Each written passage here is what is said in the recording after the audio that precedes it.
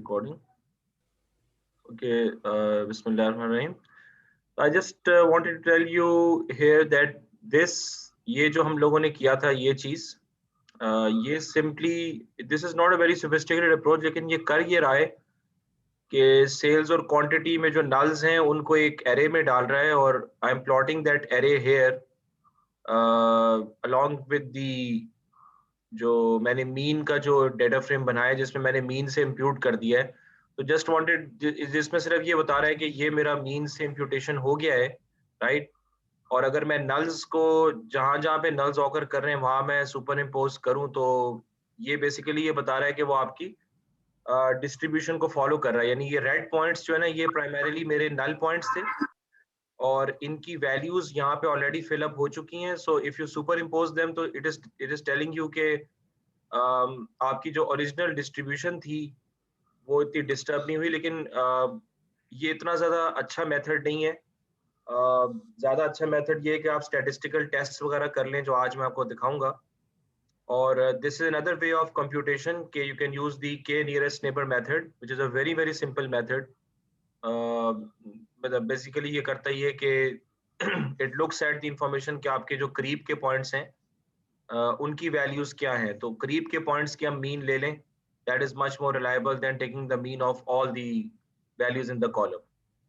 ठीक है, तो ये हम के नियरेस्ट नेबर एक मशीन लर्निंग का बहुत ही सिंपल एल्गोरिथम भी है जो कि आपको 5 मिनट में समझ में आ जाएगा। और बाज औकात कुछ डेटा सेट्स के ऊपर के nearest neighbour algorithm does give you a good performance if it is a simple data set. उसमें भी it's been shown to give a good performance on some data sets, तो उसको हम कंप्लीटली इग्नोर नहीं कर सकते, लेकिन ये है बड़ा सिंपल सा कॉन्सेप्ट है। क्लस्टरिंग में भी यही कॉन्सेप्ट इस्तेमाल होता है when you create groups of homogeneous groups. तो बहरहाल ये फिर आप लोग आई गेस कि ये आपको क्लियर होगा। So let me see how many students are here. We have 22। Okay, so I can now start with this. This is the ये मैंने अभी बहुत इसको रफ तो नहीं कह सकते, इसको मैंने लिख लिया है but I have not formulated that into a diagram. आपको काम ये करना होगा कि you can use this information in your business. So I just walk you through it. तो इसमें कुछ चीजें that's generic for any analytical work that you want to do. और रिमेंबर के एनालिसिस के लिए हमारे पास जो इनिशिएटिव्स होते हैं एनालिसिस के, उसमें we are talking about BI या डेटा वेयर हाउसिंग और मशीन लर्निंग इनिशिएटिव्स और बिग डेटा एनालिटिक्स इनिशिएटिव्स जिसमें आपको डेटा लेक्स वगैरह बनानी पड़ती हैं, या फिर डीप लर्निंग के इनिशिएटिव्स जो कि मशीन लर्निंग से थोड़ा सा डिफरेंट है। तो some of the things are applicable to any initiative जो भी हम लें। So let's start now. ये बेसिकली आपकी मेथोडोलॉजी है एनालिटिक्स की जो कि प्रोफेशनल एनवायरनमेंट्स में यूज होनी चाहिए। ठीक है, इस तरह की आपको मिलेगी नहीं, अगर आपको मिल जाए तो आप मुझसे शेयर कर लीजिएगा, ये मेरे एक्सपीरियंस के ऊपर है। तो सबसे पहली चीज तो ये है कि जिस डोमेन पे आपने काम करना है, चाहे आप उस कंपनी के अंदर ही काम कर रहे हैं या फिर आप एज अ थर्ड पार्टी किसी कंपनी के लिए काम कर रहे हैं, the very first thing is to acquire the business knowledge.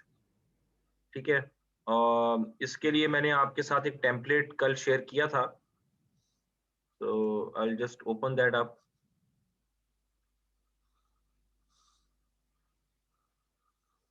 ये हमारे एक पिछले साल के student data warehousing course के थे, तो उन्होंने बेसिकली ये टेम्पलेट, मतलब टेम्पलेट तो मैंने बनाया था लेकिन उन्होंने अपनी उसके लिए फिलअप किया था, तो काफी अच्छा किया था, तो इसलिए मैंने फिर इसको फिलअप कर लिया।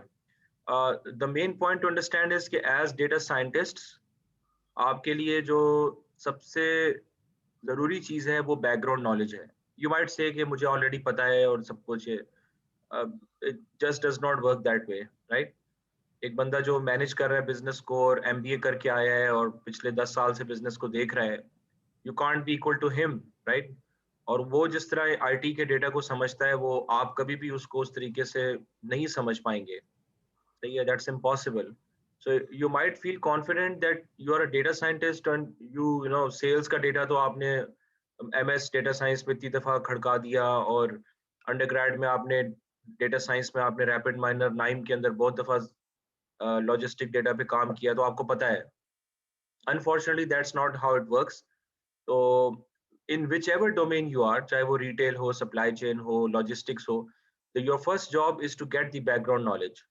तो मैंने लिखा है कि just spend 2 to 3 weeks on that. That might seem a very long time, but for me that's the minimum possible time जो कि हर डेटा साइंटिस्ट को लगाना चाहिए इन अ प्रोफेशनल एनवायरनमेंट। तो इस केस में आप देखें कि how to get that data, तो उसमें मैंने ये मुख्तलिफ टैब्स इसमें बनाए थे।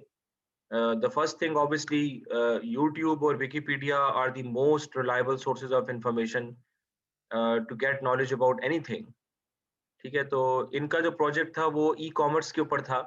तो they did not have knowledge कि ई कॉमर्स किस तरह चलता है, ई कॉमर्स का अगर हमने वेयर हाउस बनाना है तो उसको किस तरह अम, हम उसको ऑप्टिमाइज किस तरह कर सकते हैं, what happens at the back and, KPIs कौन से होते हैं। तो ये यूट्यूब के वीडियोस हैं, ये देखें आप, ड्यूरेशन ऑफ द वीडियो भी इसमें मेंशन है, essential analytics insights for E commerce business. और उसमें फिर मैंने कहा कि 1 से 3 कॉन्क्रीट सेंटेंसेस में ये बता दें कि what is happening in the video, you got to summarize that. ठीक है, दो तरीके होते हैं सीखने के, या तो आप किसी को वो समझा दें या फिर आप उसको लिख लें। देखने से सिर्फ फर्क नहीं पड़ेगा, ठीक है, या बहुत कम फर्क पड़ेगा। तो e commerce psychology, product performance and shopping behaviour analysis, 7 things to know before you start an e commerce business. तो ये सारा आपका बैकग्राउंड नॉलेज है। फिर आपके पास जो ई कॉमर्स के डिफरेंट डेटाबेसेस कौन कौन से ऑलरेडी अवेलेबल हैं, क्योंकि your task will be to, आपका काम क्या होगा कि जब आप जाएंगे तो आपको डेटाबेसेस देखने पड़ेंगे। You will as a data scientist you should know SQL. ठीक है, अगर आप डेटा साइंटिस्ट हैं और आपको एसक्यूएल नहीं आती, तो that's a big loss, then you need to learn that. ठीक है, तो you should know database design, you should know ERDs क्या होती हैं, एसक्यूएल की क्या क्या जॉइंट्स किस तरह किए जाते हैं, टेबल क्रिएशन क्या होती है। अभी देखिए ना, इन्होंने क्या किया था कि इन्होंने मुख्तलिफ डेटाबेसेस भी स्टडी कर लिए थे जो रिसर्च में पब्लिश्ड हैं। तो they got a very good idea कि एक्चुअली किस तरह का डेटा मैं एक्सपेक्ट करूंगा जब मैं आईटी वालों के पास जाऊंगा। ठीक है, सो वरना आप जाके एकदम से घबरा जाएंगे। जैसे फॉर एग्जांपल आप किसी नए मुल्क में जाते हैं तो आप पहले उसके बारे में थोड़ा पढ़ लेते हैं, तस्वीरें देख लेते हैं, तो you don't feel out of place. ये वो वाली बात है। ठीक है, विकिपीडिया के अंदर अब इन्होंने इसमें भी समराइज तो खैर नहीं किया, लेकिन इट्स जस्ट ये सिंपली एक वो डायग्राम है। तो अगर आप इसको जूम इन करें तो आप देख सकते हैं कि these R block diagrams regarding the structure of the data. ये तो बाकायदा पूरी ईआरडी है। तो जो काम करने वाले लोग हैं उनके लिए ये बहुत जरूरी चीज है। ये देखें इन्होंने बेसिक फाउंडेशन क्या है, प्रोडक्ट इज, ये आपके अपने ऊपर है कि आप उसको किस तरह से डिजाइन करते हैं। विकिपीडिया में एक ही आर्टिकल है जो काफी बड़ा आर्टिकल होगा ऑब्वियसली। उसके अंदर आपको बताया जा रहा है कि ई कॉमर्स में आपने बिजनेस किस तरह करना है, एनालिटिक्स कौन से हैं, केपीआईज कौन से होते हैं। ये देखें ना, for example with IP geo location it is possible to track blah blah blah, log files contain information on visits, page tagging. तो as a data scientist you got to feel confident when you talk with the business, right? or even if you publish your blog, तो एक तो ये है कि आप उसको Python code से इम्प्रेस करें कि मैंने ये अपना पाइथन लिखा है और मैंने ग्रेडियंट बूस्टिंग करके दिखा दी है और मेरी 91% एक्यूरेसी आ रही है। और दूसरा ये है कि आप अपना नॉलेज डिमॉन्स्ट्रेट करें। ठीक है, अच्छा, डिफरेंट वेबसाइट्स हैं जी। तो देयर आर डिफरेंट, मुझे चैट पे लिख दें प्लीज, ये वॉइस मैसेज ना करें क्योंकि देयर आर मेनी स्टूडेंट्स, तो आपका बाजूकात माइक का प्रॉब्लम आता है। तो चैट पे मैसेज करते हैं, जिसको क्वेरीज पूछनी है राइट ऑन द चैट, और मैं वहीं पर आपको जवाब देने की कोशिश करूंगा इंशाल्लाह। These are the different websites, Clover DX. Obviously इस तरह के बिजनेस में तो बहुत सारी वेबसाइट्स होंगी, ये रिसर्च पेपर है। वेबसाइट से क्या नॉलेज मिलेगा? अच्छा, ये एक बड़ी अच्छी सोर्स ऑफ इंफॉर्मेशन होती है, annual performance report. For example जितने बैंक्स हैं, आई एम गेसिंग कि जितने भी बैंक्स हैं वो अपनी एपीआरस पब्लिश करते हैं।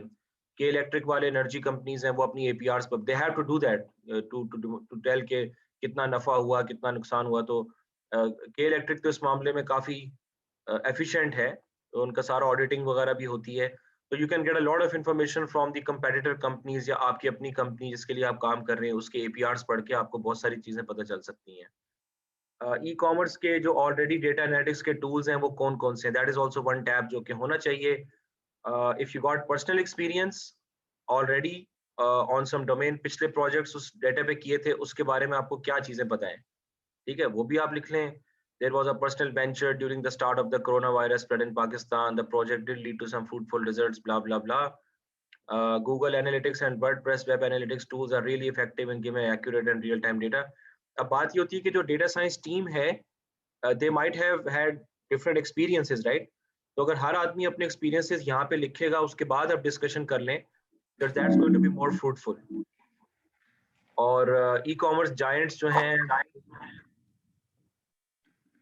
ई-कॉमर्स जायंट्स जो है ना, उनके जो रिव्यूज हैं, यानी उनके बारे में आप ये कहें कि लोग क्या बातें कर रहे हैं, ठीक है। McKenzie and company featured insight, जो ये मैकिन्जी और गार्टनर वाले जो सर्वेस करते रहते हैं, that is also very good source of information. Because आजकल जो वो है ना, this is suppose to be interview tagline. तो आजकल जो वो है ना, जमाना बहुत तेजी से तब्दील हो रहा है, तो you got to be looking at the blogs, ठीक है। आप ये नहीं कह सकते कि आपने 3 साल पहले किताब पढ़ी थी या आपने ई कॉमर्स में कोई डिप्लोमा किया था या आपने एमएस इन डेटा साइंस किया था 2021 में, तो उसके बाद आप डेटा साइंटिस्ट बन गए। आई डोंट थिंक सो कि इस तरह सोचना चाहिए।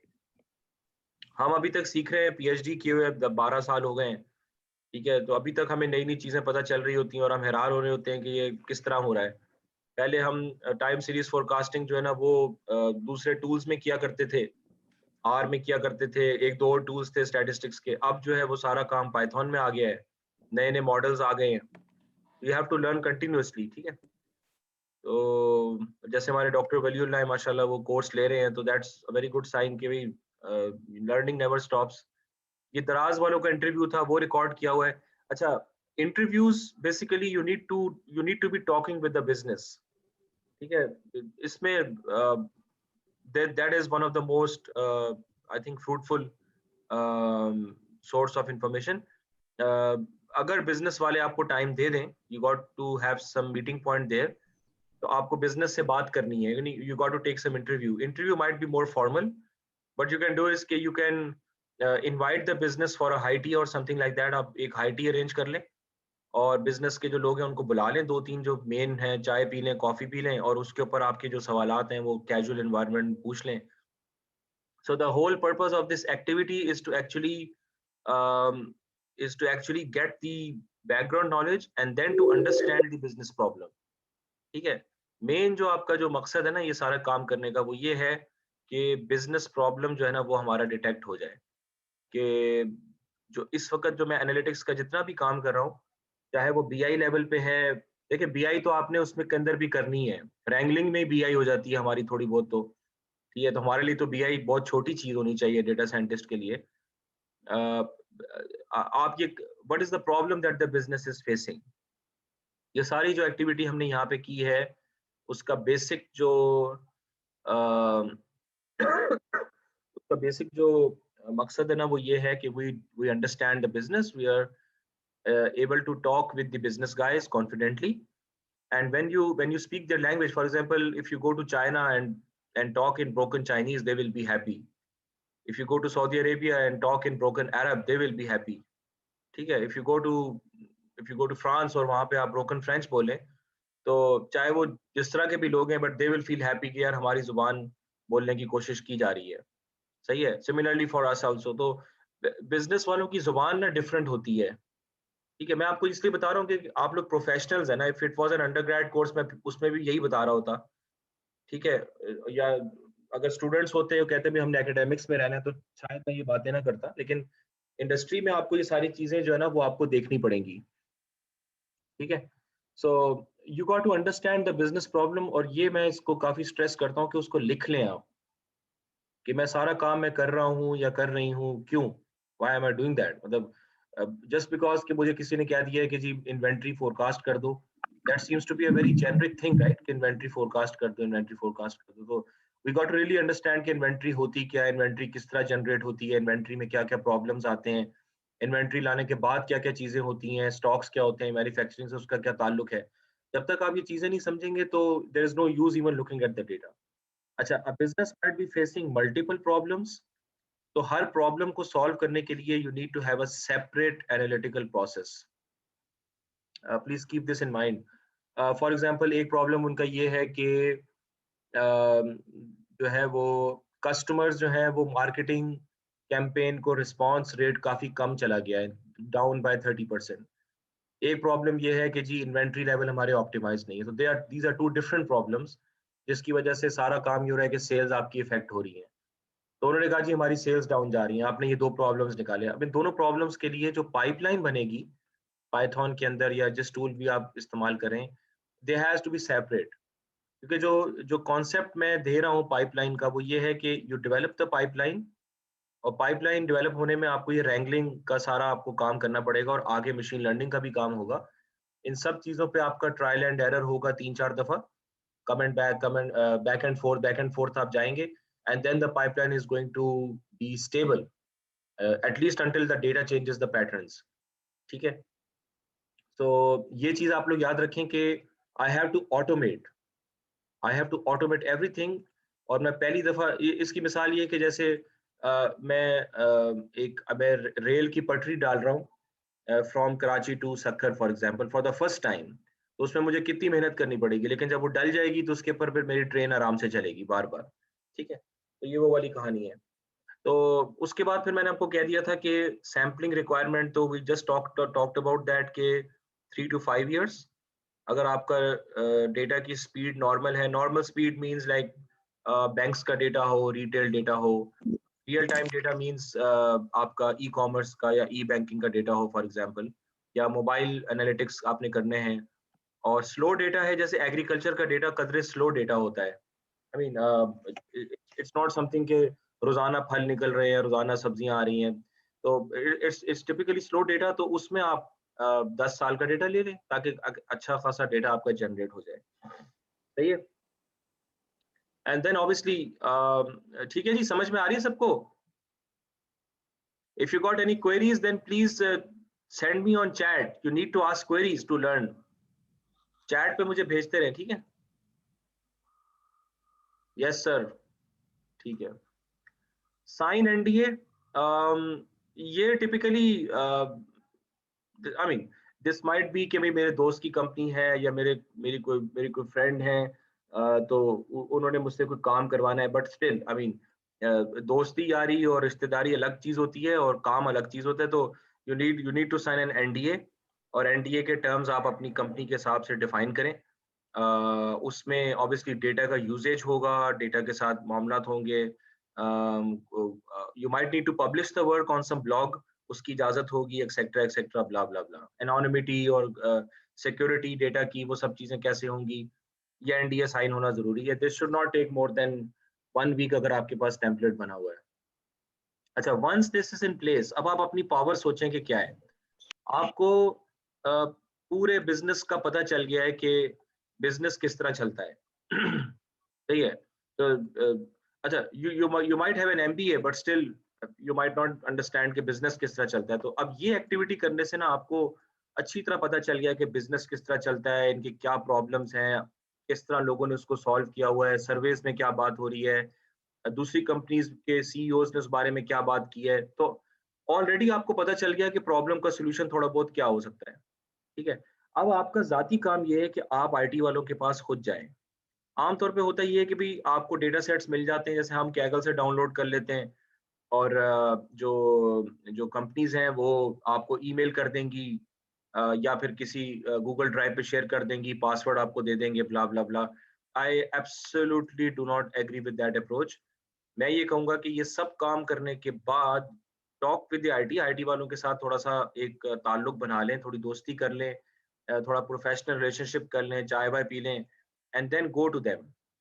और ये एनडीए के अंदर ये रिक्वायरमेंट रखें कि भाई डेटा की जो स्ट्रीम है वो हम खुद आके मॉनिटर करेंगे, या आप हमें एक्सेस दे दें उस पे पोर्टल पे।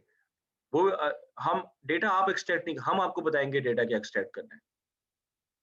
ठीक है, क्योंकि मैंने यहाँ पे लिखा हुआ है कि जो ये आईटी वालों का काम नहीं है ना, ये जो नीचे कहीं लिखा हुआ है कि एनालिटिक्स करना आईटी का काम नहीं, वो आपको कैसे बता सकते हैं? वो आपसे फोन पे पूछेंगे, हाँ जी फलां साहब या फलां साहिबा, हमें ये रिक्वायरमेंट आई है कि आपको डेटा चाहिए, आपको कौन सा डेटा चाहिए? ठीक है, तो ये तो बड़ी अजीब सी बात है ना, कौन सा डेटा? भाई मेरे पास नॉलेज नहीं है, मैं बिजनेस का आदमी नहीं, मैं आपको कैसे कैसे बता सकता हूँ कौन सा डेटा चाहिए? और अगर मैंने बिजनेस नॉलेज एक्वायर कर भी लिया है, even if I have acquired the business knowledge, then how do I know what you are doing in your database?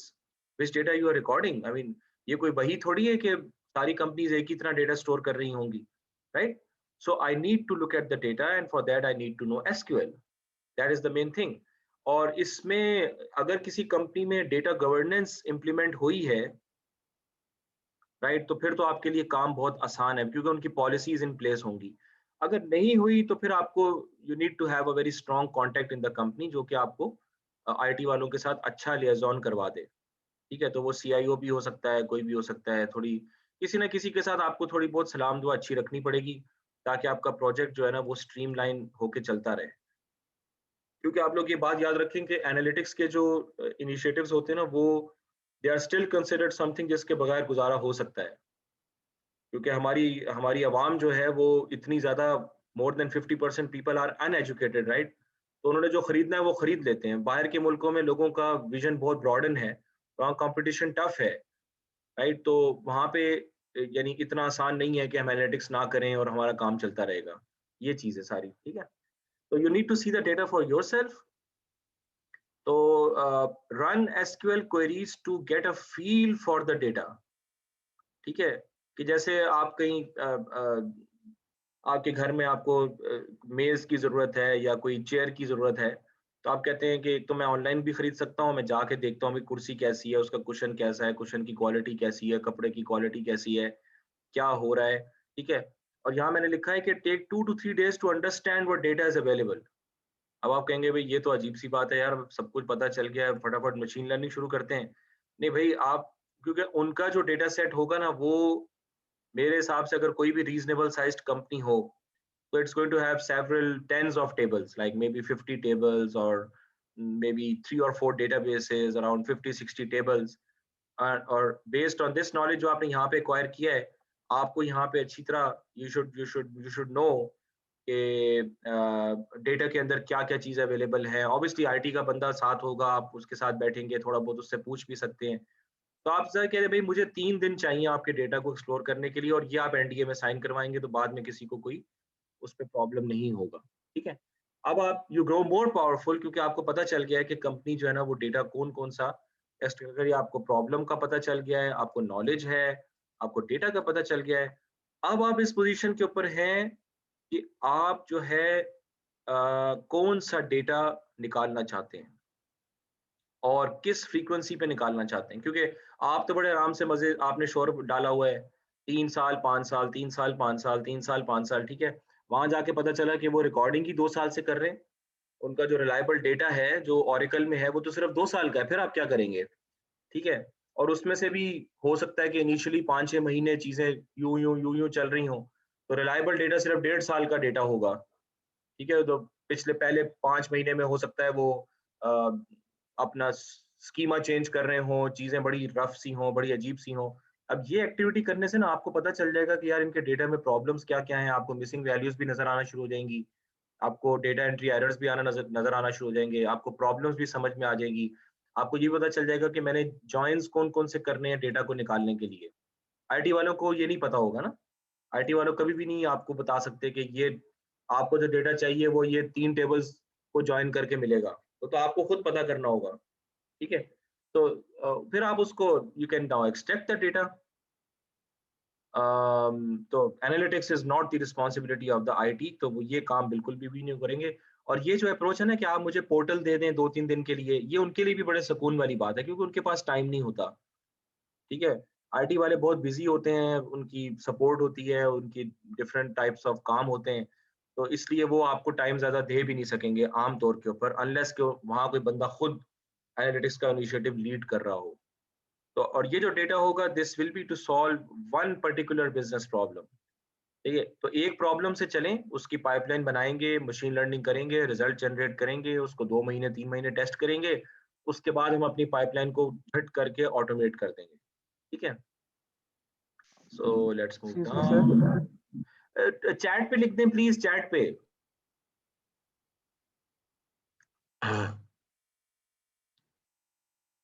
Chat पे right it down on the chat, ठीक है। इंपोर्ट, ठीक है, यहाँ तक तो क्लियर हो गया। अब वो डेटा कैसे एक्सट्रैक्ट करेंगे वो आप बता दें, वो तो आपको कंपनी खुद ही बता देगी। जिस तरह मैंने आपको बताया वो सारा डेटा आपके पास आ जाएगा। अच्छा जी, सर कैन हसन क्वेश्चन पूरा लिखें।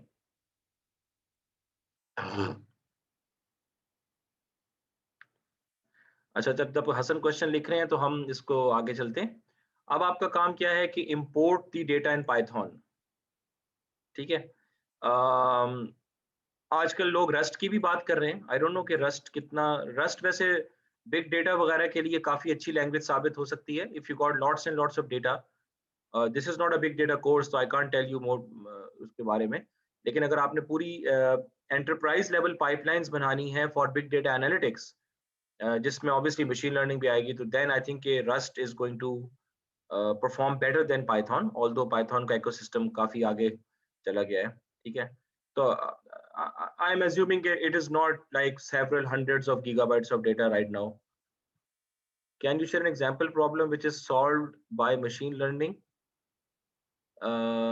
हाँ, मशीन लर्निंग में जैसे एग्रीकल्चर के अंदर I want to predict the yield, और बैंकिंग के अंदर आई वांट टू प्रिडिक्ट के whether I should give a loan to this customer और नॉट, इसको कार का इजारा देना चाहिए कि नहीं देना चाहिए। I want to predict the response of a marketing campaign in advance. I want to forecast sales. I want to forecast the sales for any business, which I want to forecast the inventory level, कि मेरा inventory level किस situation में कम होगा, किस situation में ज़्यादा होगा, overstock, understock किस situation में हो सकता है। और इसी तरह जो मैन्युफैक्चरिंग के आप ढेर सारे KPIs हैं, you can always forecast them or classify them, बहुत सारे हैं। Rust is a new programming language, जी Rust is a new programming language, आप इसको खुद देख लीजिएगा, it's coming up Aahista Aahista, और इसके बारे में लोगों ने बातचीत करना शुरू कर दी है। Can't we avoid data entry errors when there are constraints on the columns in database? Not always, not always, ठीक है, क्योंकि आईटी वालों का काम जो है ना वो डेटा क्लीनिंग हो भी सकता है, नहीं भी हो सकता।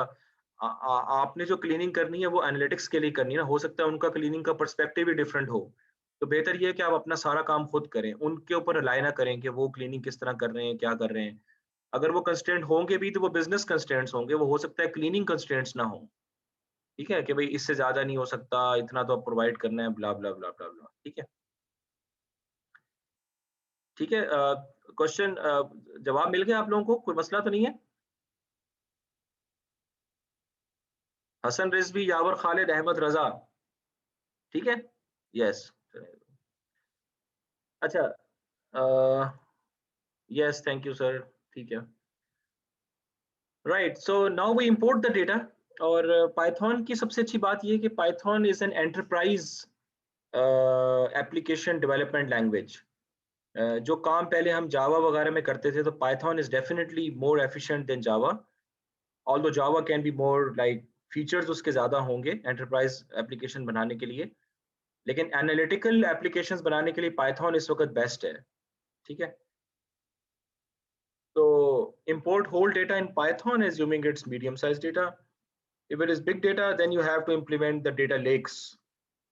उसमें फिर Hadoop आ जाएगा, वो फिर एक अलग कहानी चल पड़ेगी, उसके रैंगलिंग की अपनी तरतीब होती है, वो फिर अभी हम उस चीज में नहीं आएंगे, ठीक है। अगर आपके पास डेटा बहुत ज्यादा है और आप उसको बिग डेटा नहीं समझ रहे हैं, तो you can break that up into two parts. आप कहेंगे मेरा सैंपल वन ये है, सैंपल टू ये है, तो सैंपल वन पे मैं सारा काम करता हूँ अंटिल मशीन लर्निंग, और फिर मैं सैंपल टू को एज अ टेस्ट डेटा में यूज कर सकता हूँ, ये भी आप कर सकते हैं। यहाँ से आपकी पाइपलाइन बनना जो है ना वो शुरू हो गई है, ठीक है। अच्छा, सबसे पहला काम जो मैं समझता हूँ कि होना चाहिए वो ये है कि जो जो चीजें आपके काम की नहीं है आप उनको हटा दें, ठीक है। चाहे वो रोज हो, चाहे कॉलम्स हो, आपको पता है कि ये चीज मैं कभी भी इस्तेमाल नहीं करूंगा, अगर एक रो में ये तीन चार चीजें आ रही हैं या फलां कॉलम में ये वैल्यू आ रही है, तो उस रो को डिलीट हो जाना चाहिए। ऐसा डिसीजन भी हो सकता है। मसलन एग्रीकल्चर में देयर इज अ फर्टिलाइजर जो कि आप किसी जमाने में इस्तेमाल करते थे लेकिन अब आपको पता है कि हम कभी भी नहीं इस्तेमाल करेंगे, तो उसका एनालिसिस आप रिमूव कर देंगे, भाई ये चीज हमें नहीं चाहिए। ठीक है, अब ये फिल्टर तो आईटी वालों ने नहीं लगाया होगा ना, तो ये फिल्टर तो आपने लगाना है कि भाई ये अब इस वक्त हमारी बिजनेस रिक्वायरमेंट में नहीं है, तो जस्ट डिलीट द रोज जिसके अंदर वो फर्टिलाइजर की वैल्यू आ रही है। ठीक है। अच्छा, फिर आप मुझसे कहेंगे कि फिर आपने उसको पकड़ा क्यों? जब आपने सारा बैकग्राउंड है, तो बात ये होती है कि पर्सपेक्टिव रखना पड़ता है ना चीजों का। यू नेवर नो कि कल को कौन सी रिक्वायरमेंट आ जाए, तो फिलहाल आपको नहीं चाहिए। तो अब मैंने क्या लिखा है कि आर्काइव कर दें उसको, डू नॉट डिलीट एनीथिंग जो कि आपको मिला है, यू नेवर डिलीट। ठीक है। अच्छा, अब क्या है कि you have a clear idea of the type each column should have. अब हम टाइप्स पे आएंगे। ठीक है, जो आपने आईटी एक्सरसाइज की है, बैकग्राउंड नॉलेज किया है, लेकिन पाइथन में मुमकिन है कि डेटा एंट्री एरर्स की वजह से वो टाइप सही तरह मैप ना हुई हो। तो सबसे पहले जो काम हमने करना है, we have to write a function to detect the data entry errors. It is possible कि डेटा में कोई डेटा एंट्री एरर्स ना हो। ठीक है, लेकिन इट इज ऑल्सो पॉसिबल कि हो।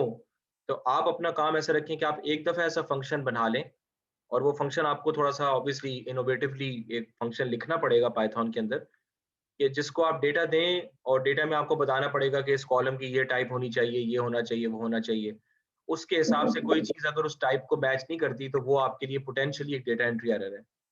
आप मुझसे कह सकते हैं कि आप ये क्यों नहीं करते कि आप उनको डायरेक्टली ये एरर्स इक्वल्स टू क्वेट्स करके या किसी और मेथड से डायरेक्टली सारी ऐसी वैल्यूज को नल में रिप्लेस कर दें।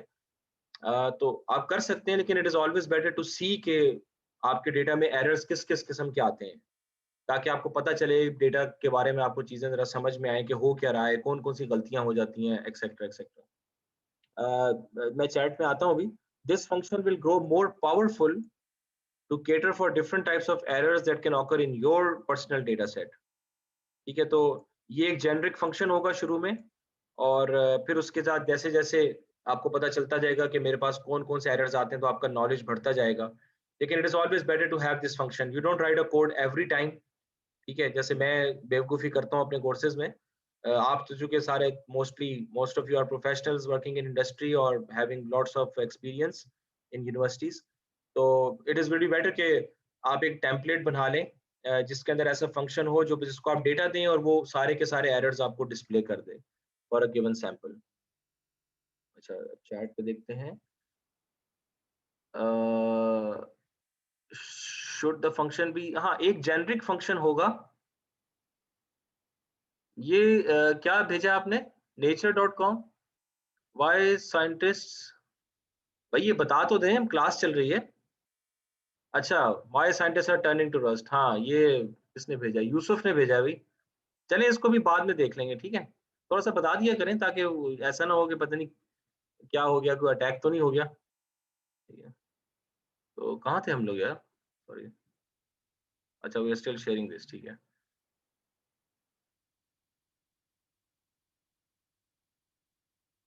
हाँ, तो ये अब हमने कर लिया। तो ये एक फंक्शन मैंने आपको कहा कि ये फंक्शन आपको लिखना पड़ेगा, और ये फंक्शन किस तरह लिखेंगे, या आप इनोवेटिव देखें, ये आपके जब आगे प्रोजेक्ट वगैरह आएगा तो उसमें मैं कह दूंगा आई कैन गाइड यू कि क्या कैसा हो सकता है। इसका इसका तरीका ये होगा कि आप इसको डेटा दे दें, साथ में ये बता दें कि इन कॉलम्स की ये टाइप्स हैं, वो आपको एरर्स निकाल के दे दें, सिंपली डेटा एंट्री एरर्स जो उसके पोटेंशियली आ रहे हैं। और उसमें फिर ऊंच नीच तो होगी, उसमें फिर आपको मुस्तकिल उसको कोडिंग को सही करना पड़ेगा जब तक कि आपके पास एक अच्छे तरीके से आउटपुट सामने नहीं आ जाती। फिर आप उन एरर्स को कैटर करें। उसका तरीका क्या है? आप उन रोज को डिलीट कर दें, या फिर उनको डेटा एरर को रिप्लेस कर दें अगर आपके पास बैकग्राउंड नॉलेज है, या फिर आप उनको मिसिंग वैल्यूज में कन्वर्ट कर दें। Once this happens, then you can आप अपने तमाम कॉलम्स को अपनी पर्टिकुलर टाइप में कास्ट आराम से कर सकते हैं, जैसे डेट टाइम वगैरह हो गया, एक्सेट्रा एक्सेट्रा। सही। अच्छा, Ayesha Amjad, what do you think are the trade-offs with using data analysis tools like SPSS, Stata, or data management to the support as a rapid manner?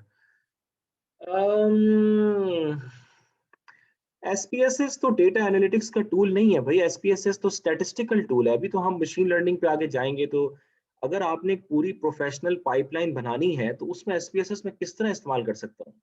I need to have one programming framework जिसमें मैं सारा काम करके automate कर सकूं. That's objective, right? I don't want to repeat the same things again and again. और इसलिए मैं BI टूल्स के भी यूज करने के हक में नहीं हूँ for a machine learning exercise, for this particular reason कि आपके पास एक ही प्लेटफॉर्म होना चाहिए. तो स्टार्टअप वगैरह SPSS they are very famous tools, but they are for people like biomedical के जो लोग हैं, बायो साइंटिस्ट हैं, या इलेक्ट्रिकल इंजीनियर्स हैं for example. but for people who are doing computer science or MS in data science, so you got to come up with solutions. You don't have to come up with results के इस test का result ये है, उस test का result ये है, देखें जी कोरिलेशन ये आ रही है. आपको तो एक सोल्यूशन उनको बना के दे रहा है ना. तो रैपिड माइनर भी अच्छी चीज है, बट लेकिन प्रॉब्लम ये है कि रैपिड माइनर में अगर आपने पूरा अपना एक ऑलरेडी पाइपलाइन बना दी है तो फिर ठीक है, रैपिड माइनर इस्तेमाल करें. और अगर नहीं है तो फिर मेरे ख्याल में तो पाइथन या R जो है वो बेहतर है. Even R is not an enterprise development language. That is the problem. R is a simple statistical language. ठीक है. Therefore, Python is recommended. Sir, can we ask questions via audio? नहीं, आप लिखते चले जाएं, मैं सारे जवाब आपको इंशाल्लाह दे दूंगा, क्योंकि डिस्टर्बेंस बहुत हो जाती है फिर. ठीक है. हाँ, अगर कोई जिंदगी मौत का मसला है तो फिर आप पूछ सकते हैं. अगर जिंदगी मौत का मसला ना, फिर पूछ सकते हैं. उसके अलावा अभी थोड़ा सा फिर होता है. या मैं भाई, अगर आप लेट मी फिनिश दिस, उसके बाद आप पूछ लीजिएगा, क्योंकि साथ में फिर डिस्टर्ब करना. आप क्वेश्चन फौरन लिख दें तो मैं इसको साथ में कर दी. बाहर के मुल्क में इस तरह ही होते देखा है, तो दैट्स मच मोर मैनेजेबल. ठीक है. तो राइट शॉर्ट क्वेश्चंस, इससे इंशाल्लाह आप पता चल जाएगा. तो अब आपने कर लिया, उसके बाद फिर आपकी बारी आ गई मिसिंग. आप देखिए हम लॉजिकली चल रहे हैं. पहले हमने डेटा एंट्री एरर्स निकाले, उनको कैटर कर लिया. अब हमारे पास फिर हमने टाइप्स को चेंज कर लिया. This function will grow more powerful to cater. हाँ देखिए, इसका मतलब ये है कि जब आप इनिशियली फंक्शन बनाएंगे ना, तो that is not adapted to your data, right? तो हो सकता है उसमें कुछ एरर्स आए, डिस्प्ले सही तरह ना आ रहा हो. तो मतलब ये है कि इट इज, आप वो फंक्शन जो लिखेंगे, हो सकता है उसके अंदर आपको कोडिंग बाद में चेंज करनी पड़े. हो सकता है कि किसी पर्टिकुलर कॉलम के अंदर बड़े अजीबोगरीब किस्म के प्रॉब्लम्स आ रहे हों.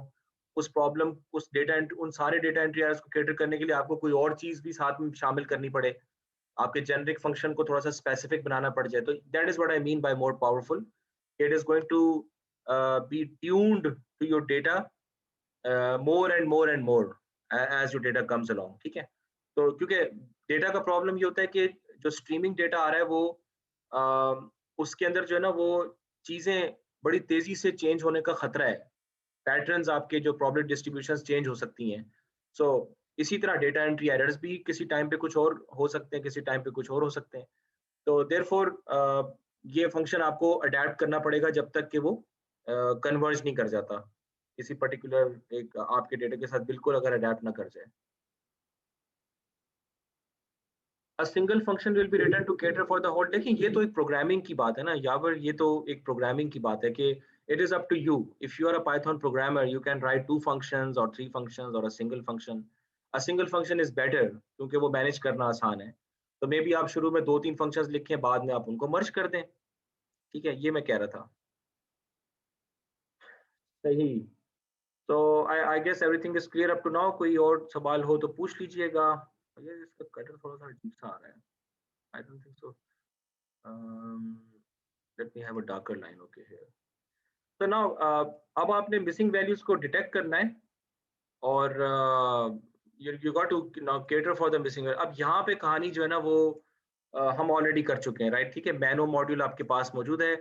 हमारे पास 3 किस्म की चीजें होती हैं, MCAR, MAR और MNAR. ठीक है.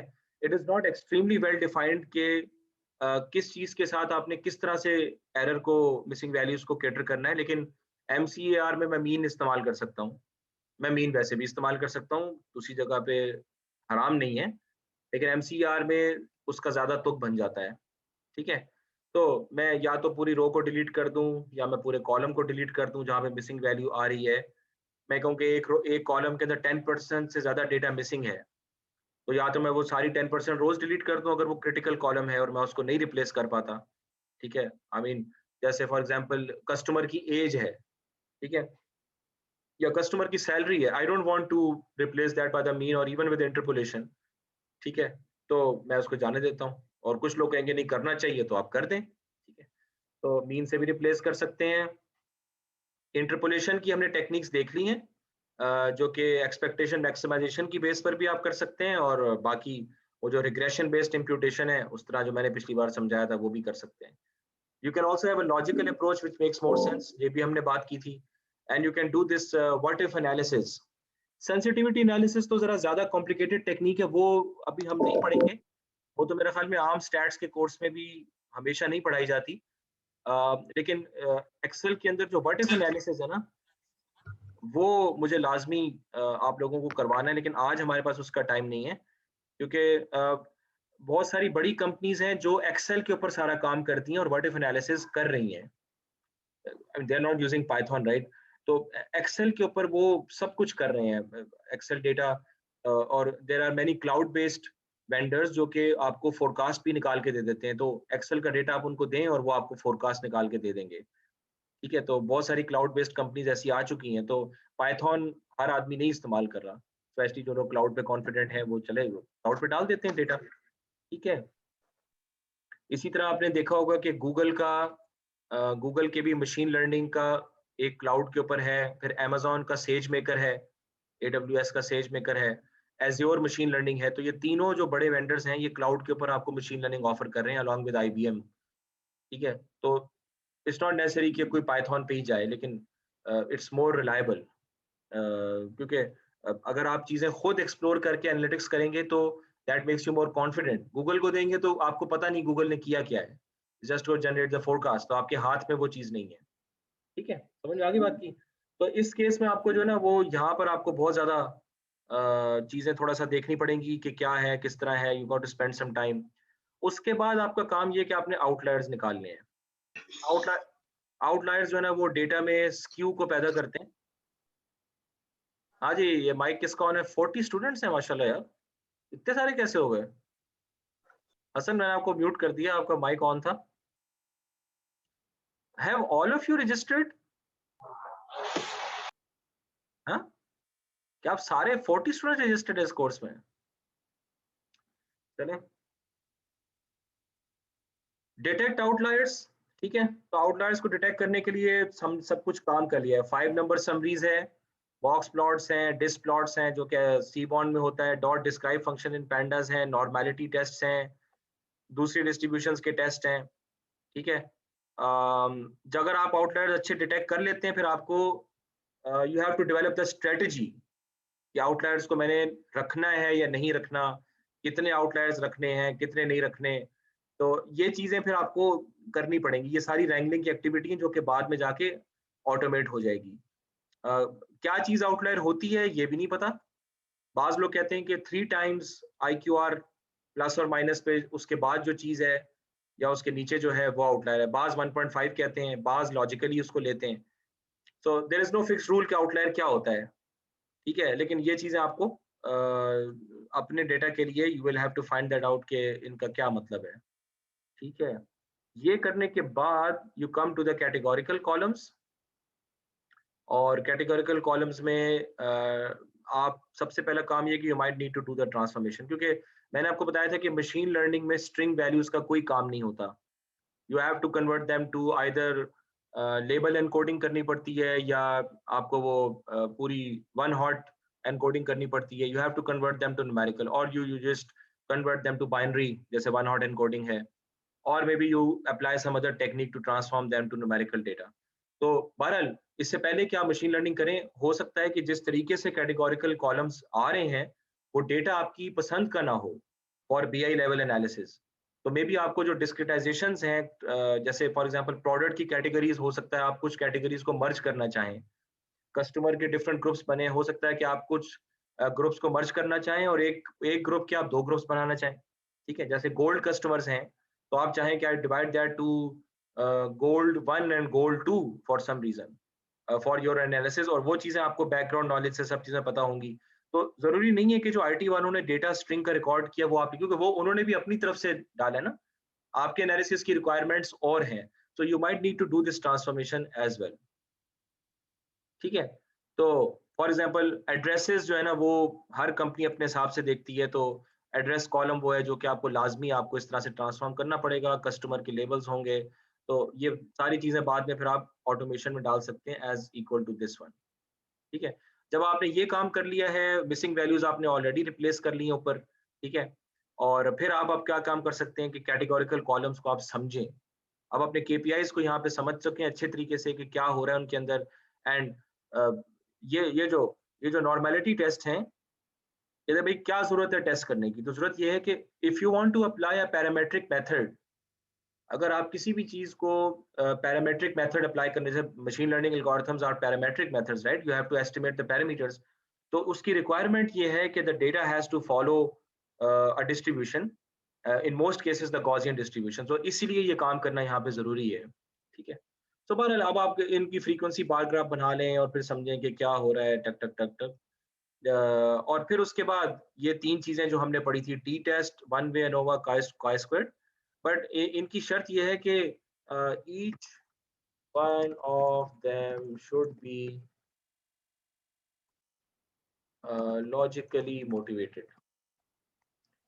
ठीक है, मतलब कि इसकी लॉजिकल मोटिवेशन होनी चाहिए कि मैं क्यों कर रहा हूँ। आई mean this is not the fact कि भाई हमने पढ़ लिया कोर्स में तो हम कर रहे हैं। टी टेस्ट तो अक्सर जरूरत नहीं होती, क्योंकि डेटा टी टेस्ट की तरह मॉडल अक्सर होता ही नहीं है। ठीक है, टी टेस्ट मतलब I typically record the KPI collectively, मैं कभी भी केपीआई को अलग अलग रिकॉर्ड नहीं करता, तो मैं ये नहीं कहता sales one and sales two, delivery time one, delivery time two, I just have one column of that. तो टी टेस्ट के यूज केसेस एक्सपेक्टेड है काफी कम होंगे। ठीक है, अगर नहीं होता तो अप्लाई नहीं करें, इट्स नॉट नेसेसरी कि यार होगा ढूंढो उसको जबरदस्ती निकालो, और कोई तुक बनती नहीं। अच्छा, अनोवा वन वे के यूज केसेस बहुत ज्यादा होंगे, क्योंकि आपके पास स्ट्रिंग भी है, आपके पास वो भी है, क्या कहते हैं, केपीआईज तो होते ही हैं, डायमेंशंस भी हैं, फैक्ट्स भी हैं, तो देयरफॉर अनोवा वन, काई स्क्वायर्ड की यूज केसेस भी इसकी काफी तुक बनती है। ठीक है, तो इन दोनों की फ्रीक्वेंसी ज्यादा होगी और टी टेस्ट की फ्रीक्वेंसी जो है वो एक्सपेक्टेड है कि कम होगी। ठीक है, तो I hope that this is clear. और फिर उसके बाद वो चीज़ है जो कि हमारे रिग्रेशन में बहुत जरूरी है, वो कोरिलेशंस हैं। अब ये सब काम ऊपर करने के बाद आपका नॉलेज बढ़ता जा रहा है डेटा के बारे में, अब आप कोरिलेशंस पे आ जाएं, आप हीट मैप्स बनाएं, स्कैटर प्लॉट्स बनाएं।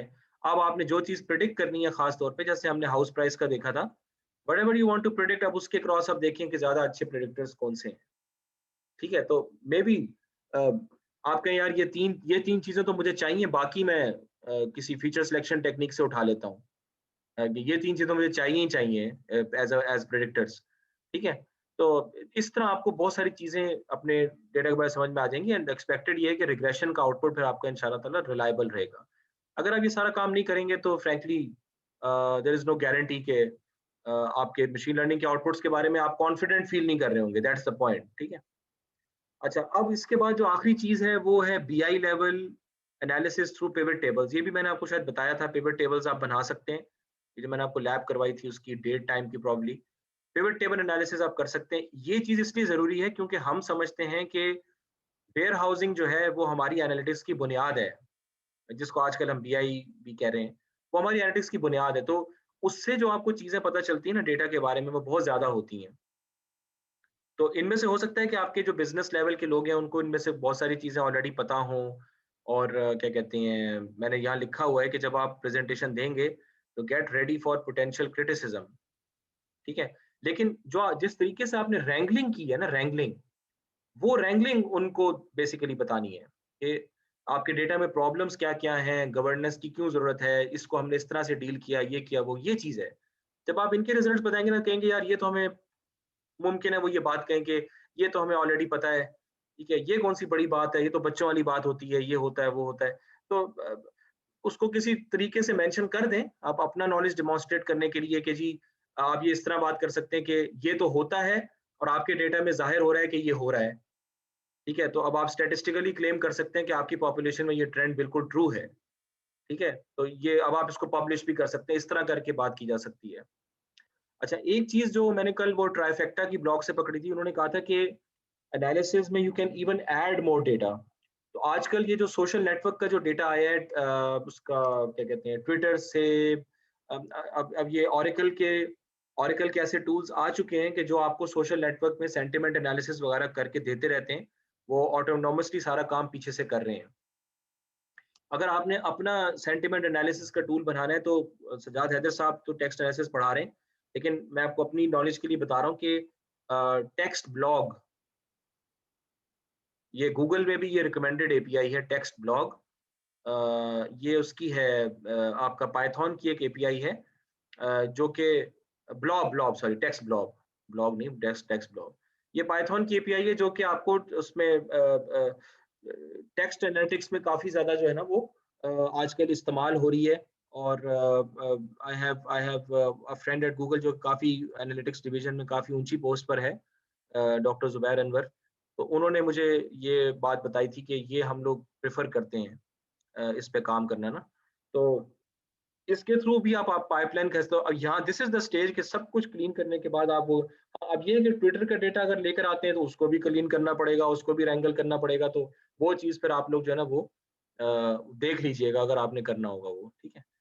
क्योंकि ऑरेकल का सोल्यूशन टिपिकली महंगा होता है, वो ऐसा नहीं है कि आप मैंने बता दिया तो आप जाके उसको खरीद लेंगे। वो बड़ी बड़ी कंपनीज भी नहीं खरीद रही हैं उसको ना, वो काफी महंगा सोल्यूशन होगा वो।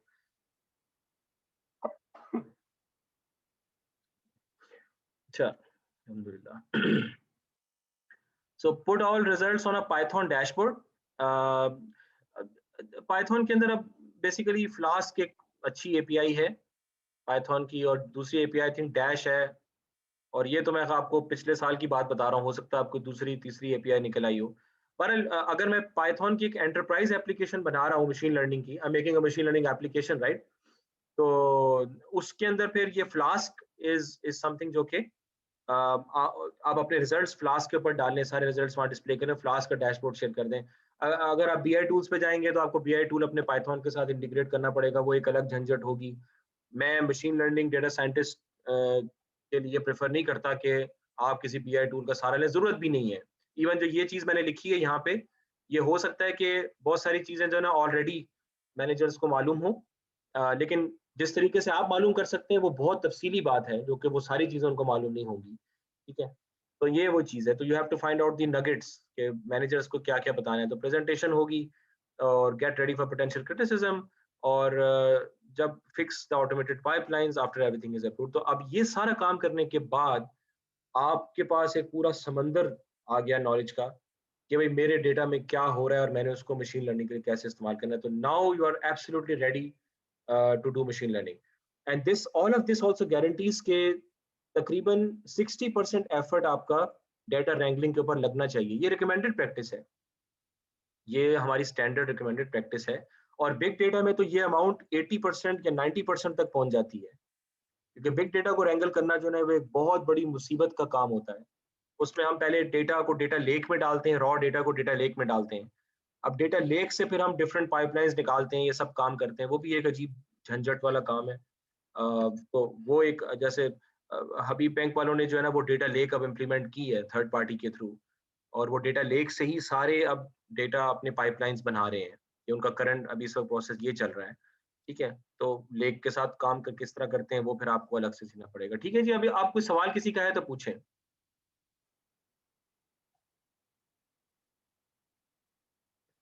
हम्म।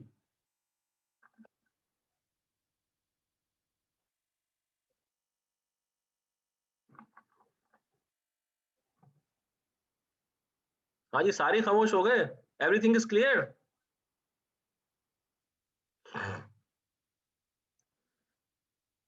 Can data lake have all types of data? जी, डेटा लेक में सारा सारा रॉ डेटा जाता है, हर तरफ हर तरह का डेटा डेटा लेक के अंदर चला जाता है। डेटा लेक के अंदर आपके पास मुख्तलिफ डेटा बेसिस हो सकते हैं। वो जो है डेटा बेसिस डिपेंडिंग के रियल टाइम डेटा है, आप उसको मोंगो डीबी में स्टोर कर सकते हैं, या टिपिकली हम लोग हडूप में डालते हैं सारा data. It's basically Hadoop based. और अब आपके पास ओपन सोर्स डेटा लेक्स भी आ गई हैं, जैसे फॉर एग्जांपल अपाची हुडी है। Apache Hudi is an open source data lake and also Delta Lake. You take the Delta Lake, ठीक है। अच्छा, अब देखें, ये जो मैंने आपको बता तो दिया, अब जो आपका प्रोजेक्ट होगा ना उसमें आपने सब चीज़ों को एक टेम्पलेट के फॉर्म में लाना होगा। ठीक है, ये जो फंक्शंस मैंने कहे फंक्शंस आपको बनाने होंगे ताकि फिर आप लोग इस सब चीज़ों को अपनी अपनी इंडस्ट्रीज में इस्तेमाल कर सकें। This is a good exercise और फ्रैंकली फाइनल एग्जाम से ज़्यादा बेहतर है कि आप ये वाला काम करके दे दें खुद, और अगर छाप के देंगे तो फ़ौरन 0 आ जाएगा। ठीक है, ये बात आप याद रखिएगा, छापा पकड़ लेंगे हम इंशाल्लाह। अच्छा, अब ये हो गया। अब हम आते हैं जनाब आपके, कहाँ आते हैं यार वो? कहाँ? Right, now we come here. ये हमने MVA2 कर लिया था। अच्छा, ये मैंने एक नॉर्मल डिस्ट्रीब्यूशन की फाइल शेयर कर दी थी सुबह आपसे। दिस सीम्स इम्पोर्टेंट, तो ये मैं थोड़ा सा आपको गो थ्रू कर देता हूँ। These are some of the modules जो कि हमें इंपोर्ट करने हैं। तो ये मेरे पास सेल्स का डेटा है जो कि हम ऑलरेडी जो है वो इस्तेमाल कर रहे हैं। तो let me just execute this, और उसके बाद मैंने इसको भी प्ले किया। तो ये मेरे पास वही टिपिकली ये जो टैब्लू का डेटा है सेल्स का, ये मैंने उसको डर्टी गाल्बन किया हुआ है जानबूझ के। तो ये आपका वो ऑलरेडी सब कुछ सेट है। Why do we need to decide कि the data is Gaussian? क्योंकि for to estimate the parameters जो कि मुझे मशीन लर्निंग में भी यूज आएगा, उसकी मॉडल की वैल्यूएशन में भी मुझे पैरामीटर्स एस्टिमेट करने होते हैं, जैसे प्रिसीजन वगैरह, AUC वगैरह। और रिग्रेशन के अंदर जो रेजिडुअल एरर्स आते हैं मॉडल फिटिंग के बाद, उनकी वैल्यूएशन के लिए मुझे सब चीज़ों के लिए ज़रूरी है कि I want to verify first कि मेरा डेटा गॉसियन है या नहीं है। ठीक है, it might be Gaussian, it might be Gaussian enough. तो ये मीन और standard deviation I can import from numpy as well, और pandas में भी कर सकता हूँ। तो इस केस में चूंकि ये numpy एरे है, तो I just generate data from a random normal distribution which is uniformly distributed without any बायस, और इसकी जो मीन स्टैंडर्ड डेविएशन है वो इतनी आ रही है। ठीक है, अब जब मैं इसके हिस्टोग्राम आई कैन ये मैटप्लॉटलिब जो है, मैटप्लॉटलिब का जो पाई प्लॉट जो आपकी उसका मॉड्यूल है, तो उसका भी डॉट हिस्ट फंक्शन है। This is pretty good. ठीक है, ये आप कर सकते हैं। तो दिस खुद ही बिनिंग वगैरह कर देता है, तो ये आपको बता रहा है किस रेंज में डेटा लाई करता है। तो आप कह रहे हैं कि इट्स क्वाइट नॉर्मल। ठीक है, और उसके अलावा एक क्वांटाइल प्लॉट होता है, तो वो मेरी एपीआई ये वाली है, क्यू क्यू प्लॉट की ये वाली है। स्टैट्स मॉडल्स में क्यू क्यू प्लॉट की एपीआई है। तो क्वांटाइल प्लॉट जो है वो it also gives you a very good indication कि आपका डेटा नॉर्मल है या नहीं। ये करता ये बेसिकली कि ये आपके यहाँ पर आपके here you have the data जो कि आपका अपना कॉलम का डेटा है। Here you have the data कि क्या होना चाहिए था।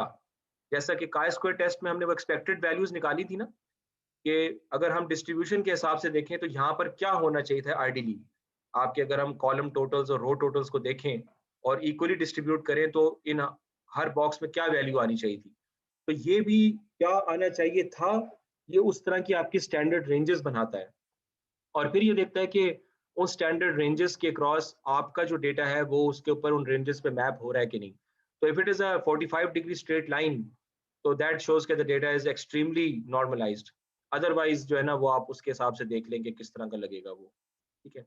अच्छा, तीसरा जो टेस्ट है जो कि बाजू का लोग कहते हैं कि वो जरा छोटे डेटा सेट्स पे ज्यादा अच्छा आता है, वो शपायरो विल्किंसन टेस्ट है, और शपायरो विल्क टेस्ट भी इसको कहा जाता है। तो वो आप यहाँ से इंपोर्ट कर सकते हैं। It's a statistical test. ठीक है, तो वो आप इसको जब करेंगे तो it is going to output the test statistic and the p value. ठीक है, तो पी वैल्यू इज 46.67। तो इसका नल हाइपोथेसिस ये होता है कि डेटा नॉर्मल है, और ऑल्टरनेट ये चीज होती है कि डेटा नॉर्मल नहीं है। ठीक है, ये it's the other way around here. तो इट अज्यूम्स कि data is normal, but if it is alternate then that means कि वो, तो चूंकि इसमें 46% पी वैल्यू आ रही है तो देन दैट मींस कि आपका डेटा अच्छा खासा नॉर्मल है। The other thing is the K2 test, जो कि स्क्यूनेस और क्यूटोसिस की बेस के ऊपर डिटरमिन करता है कि आपका डेटा नॉर्मल है या नहीं। इसका फॉर्मूला मुझे अभी पता नहीं है और पढ़ाने की भी जरूरत नहीं है, और इसका जो फंक्शन है वो नॉर्मल टेस्ट का है। इसमें भी ऑल्टरनेट और नल का वही हिसाब किताब है जो मैंने आपको बताया था।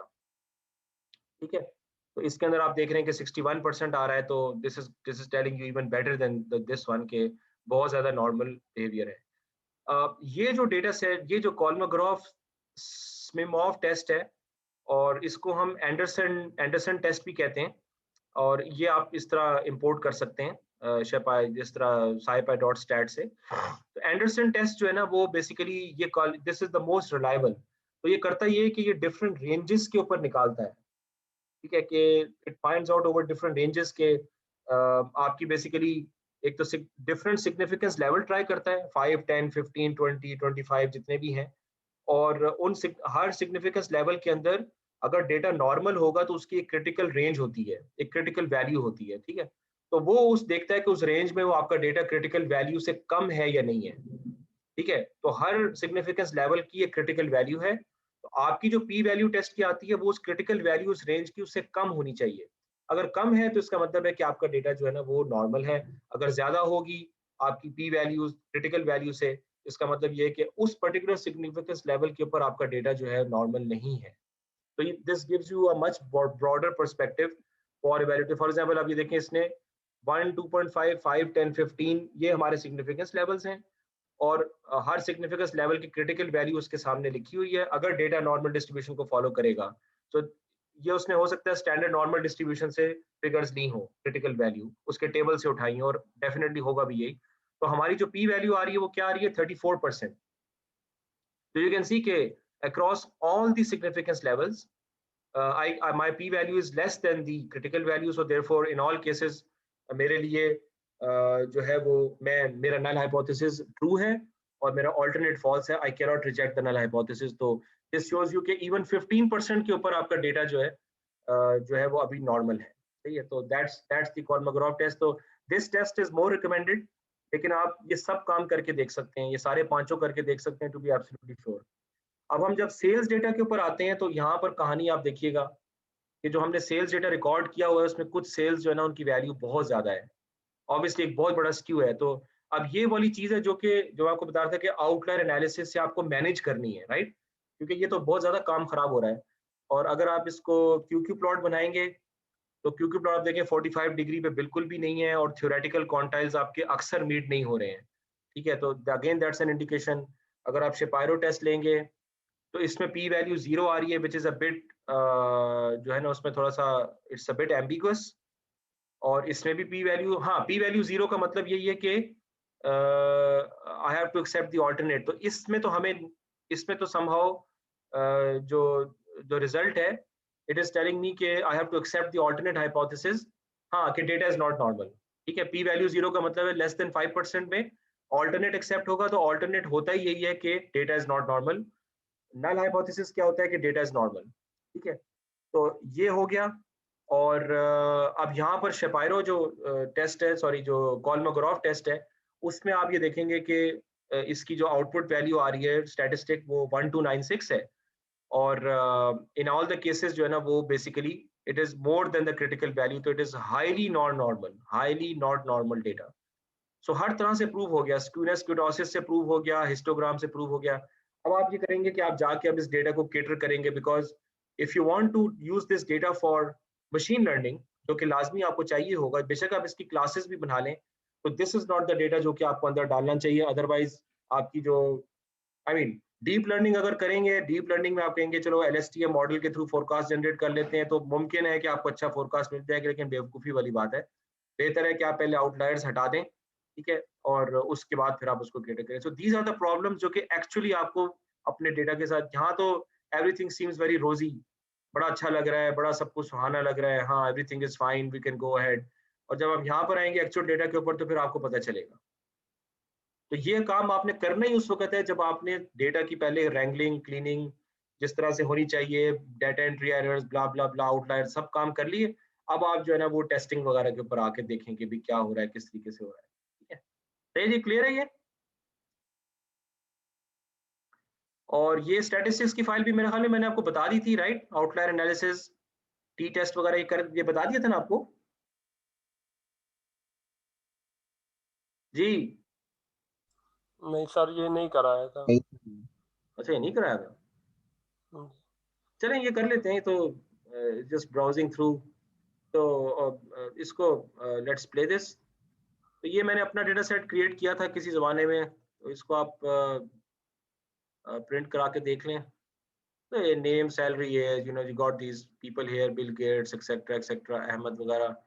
ठीक है, and then I create a separate data frame. तो इसमें ताहा और महाद हैं विद दी सैलरीज DF2। अच्छा, ये तो मैंने बताया कि डेटा फ्रेम अगर आपने खुद बनाना हो तो उसके क्या क्या तरीके हो सकते हैं, तो बच्चों वाली बात है, आप तो सारे बड़े लोग हैं। सो वी गॉट दिस, एक स्क्वायर ब्रैकेट में पूरा डेटा फ्रेम स्पेसिफाई कर दें विद इन पैरेंथेसिस, और जो हर रो में डेटा आएगा उसको आप कर्ली ब्रेसेस में डाल दें, या फिर आप कर्ली ब्रेसेस में कर लें और स्क्वायर ब्रैकेट इंटरनली यूज कर लें। ठीक है।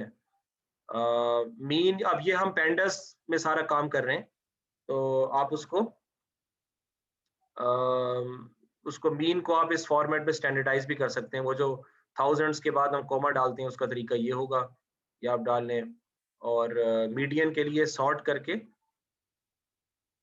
जो वो तो खैर आपके सॉर्टिंग वैसी दिखाया, मीडियन आपका 25,000 है, डॉट मीडियन से वो भी निकल आएगा। और मोड के केस में क्या है, ये अगर रिव्यूज का डेटा है तो इसमें ये करने की हमें जरूरत नहीं है, हम मोड पे आ जाते हैं तो मोड आपको बता देगा 0 और 1 इज द मोड। ठीक है, क्योंकि वो 2 जो वैल्यू आ रही है ना, ये क्या चक्कर हो रहा है, 0 2 दफा आ रहा है। स्टार्स का मोड क्या है,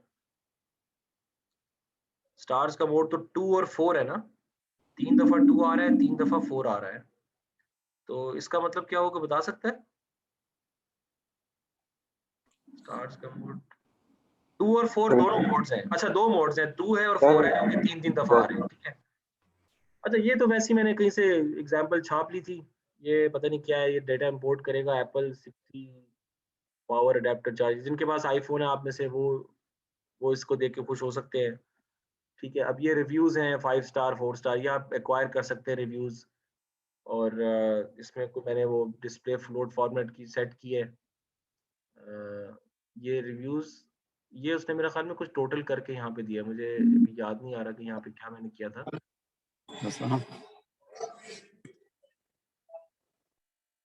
हाँ, DF ये मैं भूल गया हूँ यार, सॉरी यार। चलिए, ये I think it has something to do with the reviews, कि आप इसमें से मैक्सिमम निकाल सकते हैं कि क्या है, वो शायद मैंने डिलीट कर दिया। बहरहाल df.tail, ये तो खैर वो तो दूसरा है। ये डिस्क्राइब आ गया, box and whisker plot box plot से बन जाता है। तो ये अब आप लोग, अब ये इस चीज का आप लोगों को देखना होगा, सारे प्लॉट्स आपके हाथ में अब, के बॉक्स की shape, this is not a good box shape, this means a very high right skew, और वो सारा बिल गेट्स की तरफ से आ रहा है। अगर मैं बिल गेट्स हटा देता हूँ तो वापस इस तरह चला, क्योंकि बिल गेट्स की पेज सबसे ज्यादा लिखी हुई थी, that was a long series, मैंने उसको हटा दिया तो इट बिकम्स क्वाइट नॉर्मल। और ये जो है बेसिकली सैलरी का, ये मैंने क्या किया है, column equals to salary, symbol this, इसका रेंज रिटर्न टाइप एक्सेस, तो what's the difference, I think it's the same thing. ठीक है। स्कैटर प्लॉट भी हम देख चुके हैं, already done that, X label versus Y label, ये मैंने डेटा कुछ यहाँ जनरेट किया रैंडमली। और PLT, ये दिस अदर वे ऑफ, ये मैंने DF1 डॉट एज और सैलरी को मैंने किया आपस में, ये 4-5 ही पॉइंट्स हैं, जस्ट टेलिंग यू कि स्कैटर प्लॉट्स किस तरह आप देख सकते हैं। वेरिएंस, स्टैंडर्ड डेविएशन, ये दो लिस्ट हैं, ये उनका मीन आ जाएगा यहाँ पे, वेरिएंस आ जाएगी, वो आप नंपाई से भी कर सकते हैं, मैंने आपको बता दिया है, स्क्वायर रूट है। और define a class to plot the normal distribution curve, असल में नॉर्मल डिस्ट्रीब्यूशन कर्व के एक फंक्शन किसी ने लिखा था, लेकिन मुझे उस वक्त पता नहीं था कि सी बॉन के अंदर वो आराम से आप बना सकते हैं, और अब तो आपके पास और बहुत सारी चीजें आ गई हैं जो कि आप कर सकते हैं। X1 कहाँ गया यार,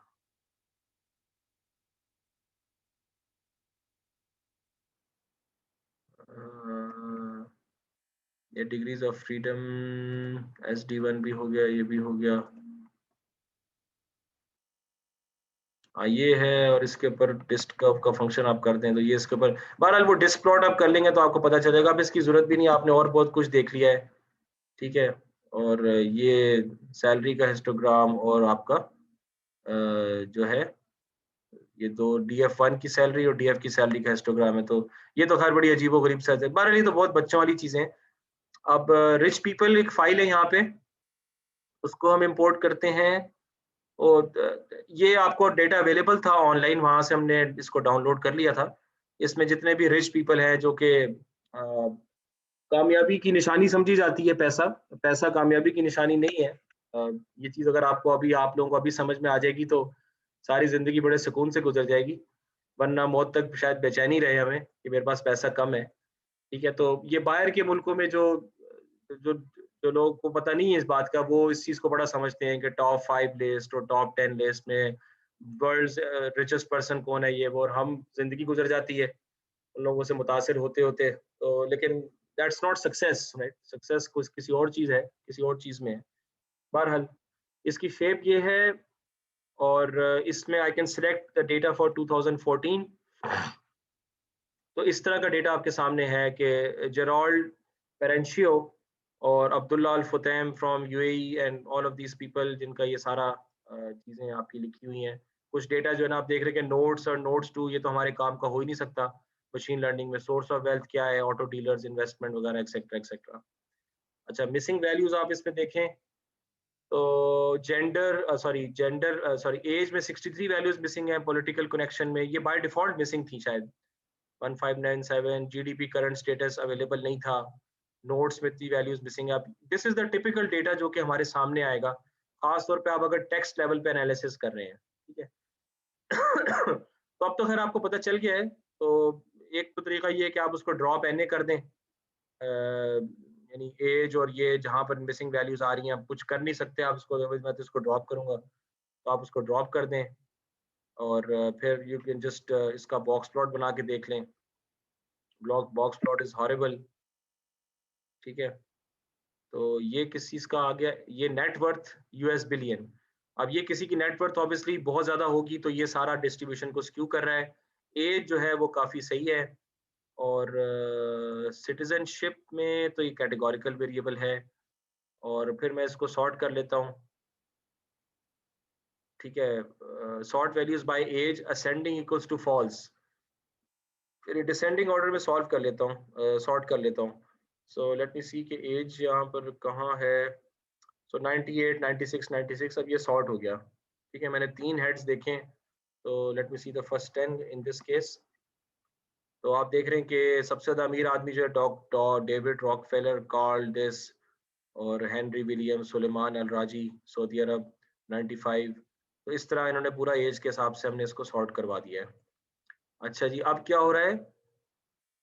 सम of the old people are rich, let's check their standard deviation of ages. ठीक है, तो यहाँ पर क्या हो रहा है भाई कि जो अमीर लोग हैं उनकी स्टैंडर्ड डेविएशन एजेस की क्या है? Rich DF age. हाँ जी, ये कोड को एक्सप्लेन करेगा मुझे क्या हो रहा है यहाँ पे?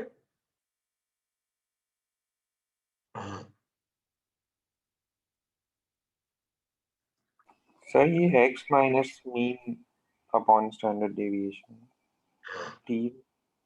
हाँ, मोहम्मद नसीर बटला, आप अगर हैं तो इसका जवाब दीजिए।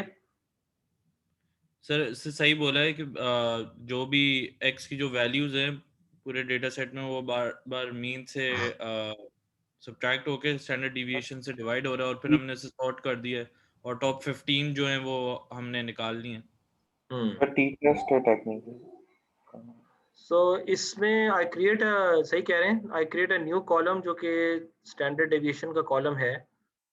और ये आपकी आ गई standard deviation for each person. So ये क्या है? उनकी डेविएशन फ्रॉम द मीन। सही है, तो इससे हमें क्या पता चल रहा है भाई? ज्यादातर जो डेविएशंस वेरी कर रही हैं वो 2 में ही आ रही है। इसी तरह अगर हम वेल्थ की स्टैंडर्ड डेविएशन निकालेंगे, तो वेल्थ की स्टैंडर्ड डेविएशन जो है ना वो थोड़ी सी ज्यादा डाइवर्स हो रही हैं हर बंदे की। हाँ, ओवरऑल कॉलम की जो स्टैंडर्ड डेविएशन से ये चीज कितना डेविएट कर रही है, ये हमने निकाला है ना, कि हर बंदा जो रिच पर्सन है वो ओवरऑल जो मेरी स्टैंडर्ड डेविएशन वेल्थ की बनती है, उससे ये वाला बंदा इंडिविजुअल आदमी कितना डेविएट कर रहा है। That's what I found out. ऐसे ही है ना या नहीं? जी ऐसे ही है सर। इट्स लाइक आप बेसिकली डिस्टेंस बिटवीन वेल्थ आप निकाल रहे हो। सर वेरिएबल को स्टैंडर्डाइज कर दिए। हाँ स्टैंडर्डाइज कर दिया है, लेकिन इसमें हमारी इंटेंशन कुछ और है। What do we want to find out here, तो बता सकता है इससे क्या पता चल रहा है?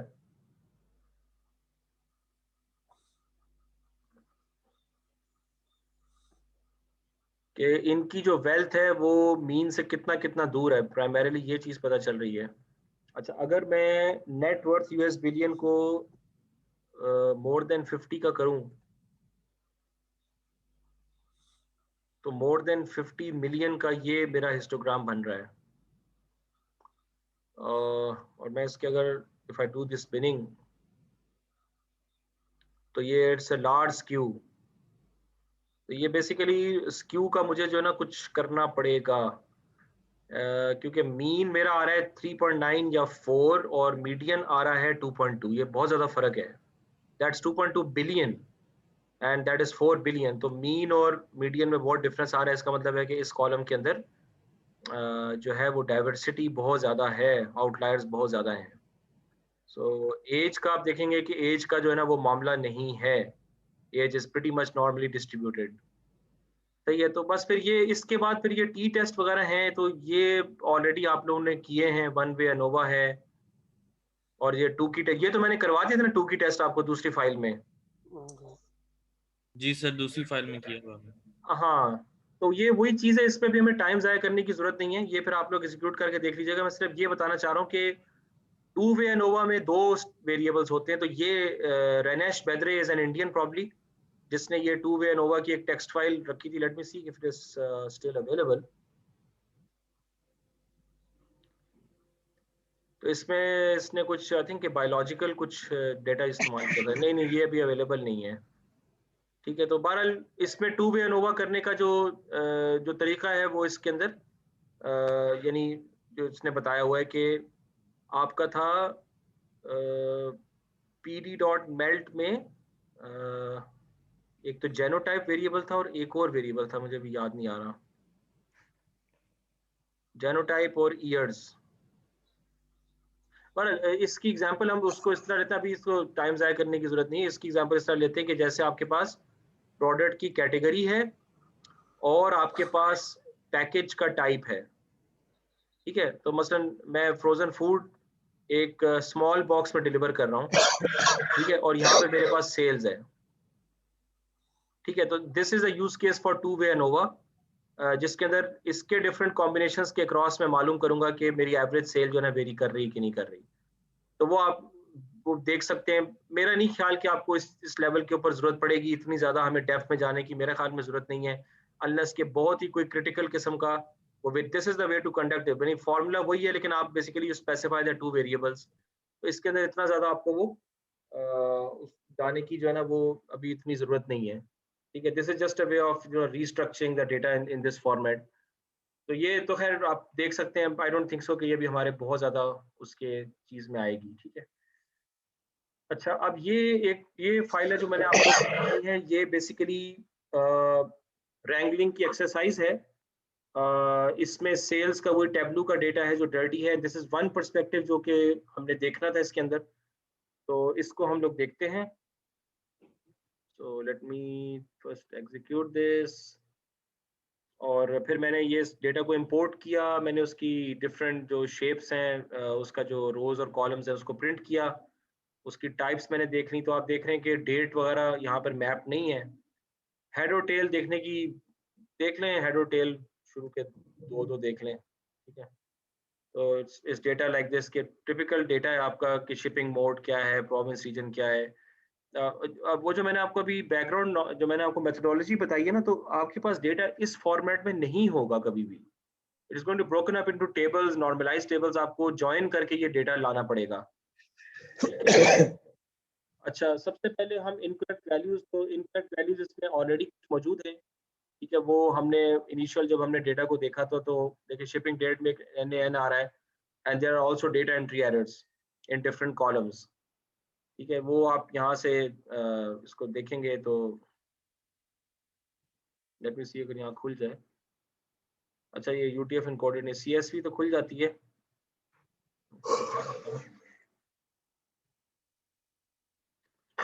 Get a feel for the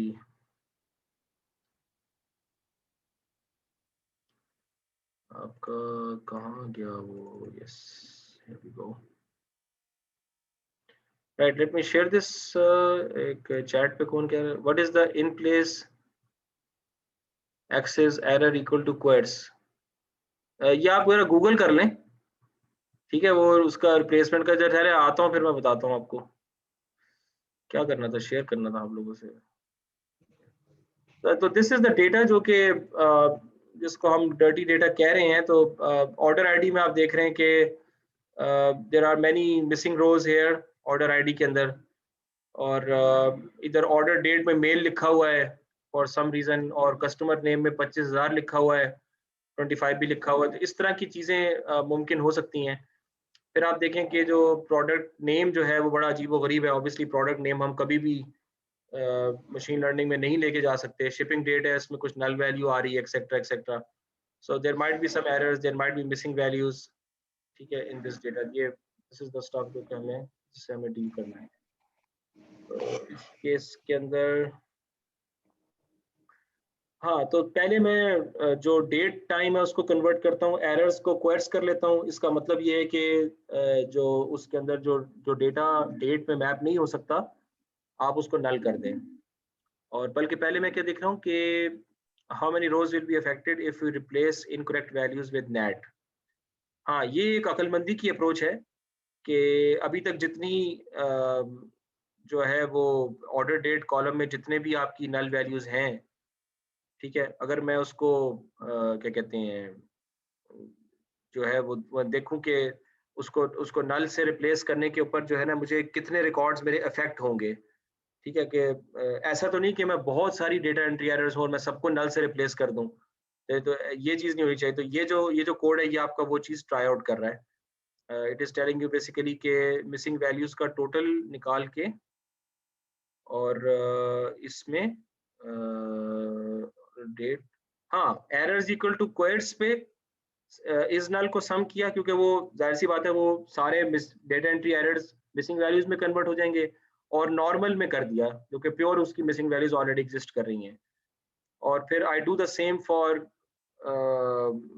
order date, shipping date and order quantity. ठीक है, इसमें जो रिजल्ट आता है हमारे पास वो, इसमें 2 रिकॉर्ड्स हैं, इसमें सिर्फ 1 रिकॉर्ड है, और इसमें सिर्फ 4 रिकॉर्ड्स हैं जिसमें जो आपके पास डेटा एंट्री एरर्स एग्जिस्ट,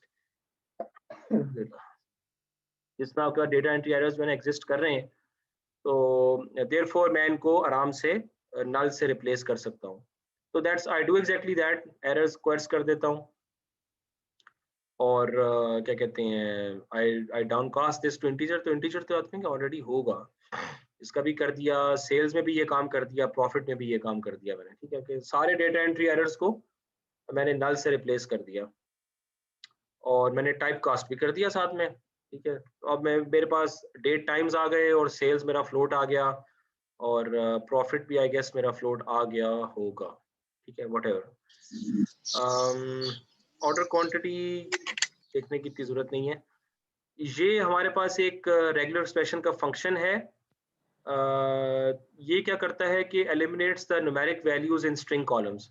अब हमारे पास कुछ स्ट्रिंग कॉलम्स हैं जिसमें न्यूमेरिक वैल्यूज आई हुई है, मतलब ये एक बड़ा अजीब सा रैंगलिंग का प्रॉब्लम है। ठीक है, तो जो तरीका हमने अख्तियार किया वो ये था कि भाई इसको हम डिटेक्ट कर लें पहले ना कि क्या है। तो ये हम बेसिकली उसको डिटेक्ट करने के बाद हम उसको नेट में कन्वर्ट कर देते हैं, अदरवाइज हम वापस नेट को ही रिटर्न कर देते हैं। सो कस्टमर नेम में भी ये प्रॉब्लम है, कस्टमर नेम के अंदर भी कुछ न्यूमेरिक कॉलम्स आए हुए हैं, प्रोडक्ट नेम में भी कुछ न्यूमेरिक वैल्यूज आई हुई हैं। तो ये फिर मैं जो हूँ उसको इस तरीके से मैं मैप कर देता हूँ कि मैं उन सबको उसमें कन्वर्ट कर देता हूँ। ठीक है, तो अब हो ये रहा है कि जहाँ जहाँ डेटा एंट्री एरर्स थे उन सबको मैंने उसमें मैंने एनएटी में नल में कन्वर्ट कर दिया। ठीक है, तो you might do this through this, और you might adopt your own method for doing that. अब हम इसको चेक करते हैं कि क्या मामला है। तो आप देख रहे हैं मामला काफी खराब है। ऑर्डर आईडी में 545 हैं, ब्ला ब्ला ब्ला, मिसिंग वैल्यूज काफी सारी हैं, प्रोडक्ट नेम। तो ऑर्डर आईडी तो मेरे पास ऑर्डर आईडी समथिंग जो कि मुझे आर्काइव कर देनी चाहिए। ठीक है, तो मैं ऑर्डर आईडी को मैं देखता हूँ कि ये यूनिक है भी नहीं, रो आईडी मेरी यूनिक है, तो मुझे order ID as a primary key चाहिए भी नहीं, तो मैं ऑर्डर आईडी को यहाँ पे ड्रॉप कर देता हूँ। ठीक है, मशीन लर्निंग के लिए भी मुझे इसकी कतई जरूरत नहीं है। क्वेयर्स ये करते हैं कि मैं बताया था ना कि जो चीज मैप नहीं हो सकती, जब आप किसी कॉलम का टाइप चेंज करते हैं तो क्वेयर्स करने से होता है कि जो चीज उस टाइप पे मैप नहीं हो सकती उसको वो नल कर देता है। ठीक है, ये वो करता है। तो ये उन्होंने जवाब दे दिया किसी ने। अच्छा, अब शिपिंग डेट के ऊपर मैं क्या करता हूँ, शिपिंग डेट जो है वो ऑलरेडी मैंने उसको ईयर एक्सट्रैक्ट करके उसका हिस्टोग्राम बना दिया। तो ये आई डोंट नो कि ये पूरा डेटा यहाँ से 1900 से क्यों शो कर रहा है। There might be some value here जो कि आपकी डेटा एंट्री एरर हो, वरना 2000 से अगर 2020 होता तो it should not be showing all of this. ठीक है, तो ये पूरा क्यों शो कर रहा है ये एरिया, इसका मतलब है कि यहाँ पर प्रॉब्ली कोई ऐसी वैल्यू है जो अभी हमें नजर नहीं आ रही। निकाल सकते हैं हम। अच्छा, अब क्या हो रहा है, तो ये ईयर का कॉलम, अभी ये कौन सी डेट थी, शिपिंग डेट। तो मैंने देख लिया कि ईयर की डिस्ट्रीब्यूशन क्या है, मैंने एक ईयर का कॉलम करके उसको अलग से निकाल के उसका बॉक्स प्लॉट बना दिया। तो ये देखें, जब मैंने उसका बॉक्स प्लॉट बनाया तो फिर जो है ना ये मामला गड़बड़ आ गया कि यहाँ पे 1900 के ऊपर एक वैल्यू आ रही है जो मेरे बॉक्स को ख़त्म कर रही है। जाहिर सी बात है कि ये एक बहुत बड़ा डेटा एंट्री एरर है। ठीक है, तो ये खैर मैंने ड्रॉप किया उसको, ये तो मैंने वैसे ही एक शशके के लिए बनाया था। और मैंने ये कंडीशन लगाई कि जिसमें मैंने कहा कि भाई 1900 से ज़्यादा जो है वो आपने लेना है। ठीक है, और उसमें जो है ना वो इज नल नहीं होना चाहिए। तो ये मैंने उसको प्रिंट कर लिया। तो अब जो मेरी शिपिंग डेट है उसमें से 1900 वो मिसिंग चला गया होगा। ठीक है, और अब अगर मैं बॉक्स प्लॉट बनाऊंगा तो इट सीम्स प्रीटी नॉर्मल के 2000, ये भी एरर है, 2022 तो अभी तक आया ही नहीं है, तो ये किस तरह आ रहा है। ठीक है, बहरहाल अभी खैर इसको अभी हम कोई और दूसरी बात नहीं करते इस बारे में। और फिर अब इसमें क्या हो रहा है, sales shipping date is null और फिर order date is null dot index. There are 3 records where both the shipping date and order date are null. हाँ, तो फिर तो मैं क्या करूँगा, अगर शिपिंग डेट भी नल है और ऑर्डर डेट भी नल है तो वो तो मैं तो उनके बारे में क्या कर सकता हूँ, मुझे तो कुछ नहीं पता ना कि वो क्या डेट्स होंगी, उनको मैं डिलीट कर देता हूँ। ठीक है, और फिर जो बाकी रह जाते हैं शिपिंग डेट के नल वैल्यूज, उसमें कितने रिकॉर्ड्स हैं, वो 10 हैं।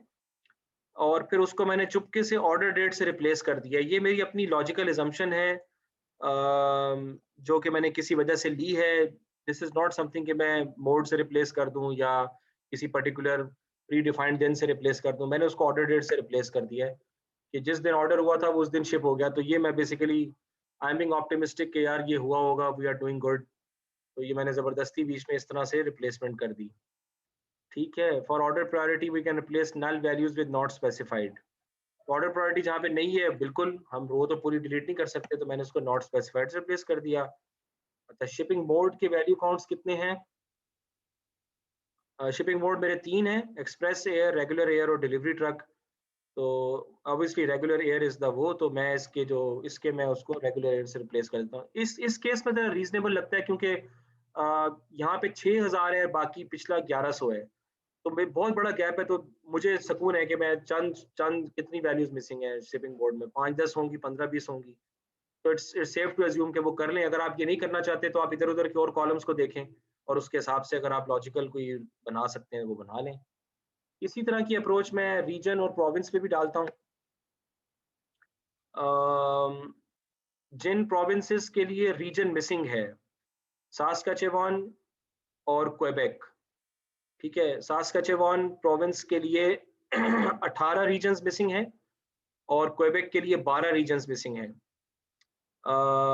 सो जितने भी मिसिंग रीजन्स हैं वो इन्हीं 2 प्रोविंसेस से बिलोंग करते हैं।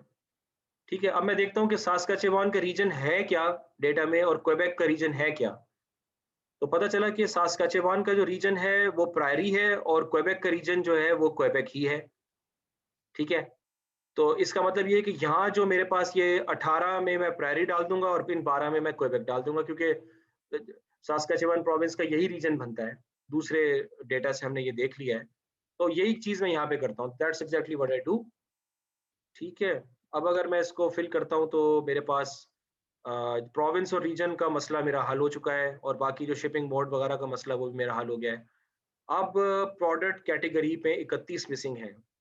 अब उसको मैं सब कैटेगरी के एतबार से एग्जैक्टली यही काम मैं करता हूँ कि ये मेरी सब कैटेगरीज हैं जिनके लिए मेरा प्रोडक्ट कैटेगरी मिसिंग है, और जो है वो यहाँ पे मैं वही काम कर रहा हूँ कि इन पर्टिकुलर प्रोडक्ट कैटेगरीज की, सब कैटेगरीज की प्रोडक्ट कैटेगरीज क्या हैं, और ये मैं उसको इस हिसाब से मैं फिल कर देता हूँ जो कि उस पर्टिकुलर इंडेक्स पे अवेलेबल है जहां पर प्रोडक्ट कैटेगरी की वैल्यू आ रही है। ठीक है, ये अब इसको थोड़ा सा ग्राउंड अबाउट तरीका है करने का, अभी मुझे याद नहीं आ रहा, तो मेक दिस कंडीशन, और फिर कंडीशन को मैं इस पे अप्लाई कर देता हूँ, और इंडेक्स, इस इंडेक्स जो है ना वो 1 के ऊपर। तो ये चीज जो है आपका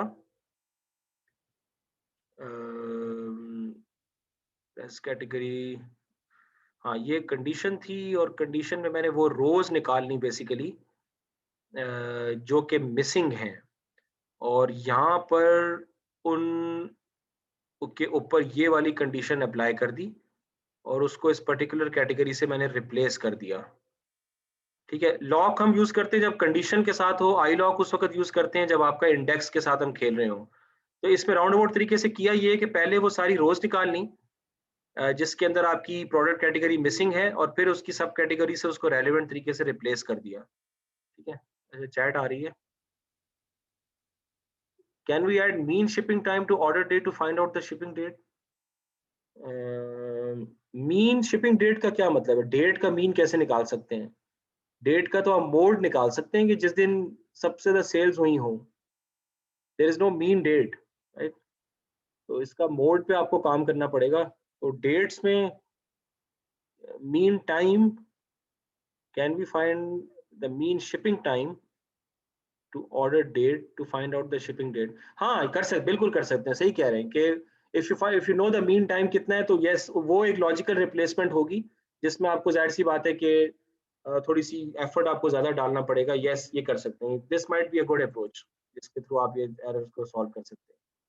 बहरहाल ये चीज अब हो गई है, तो आपको लॉजिक समझ में आनी चाहिए।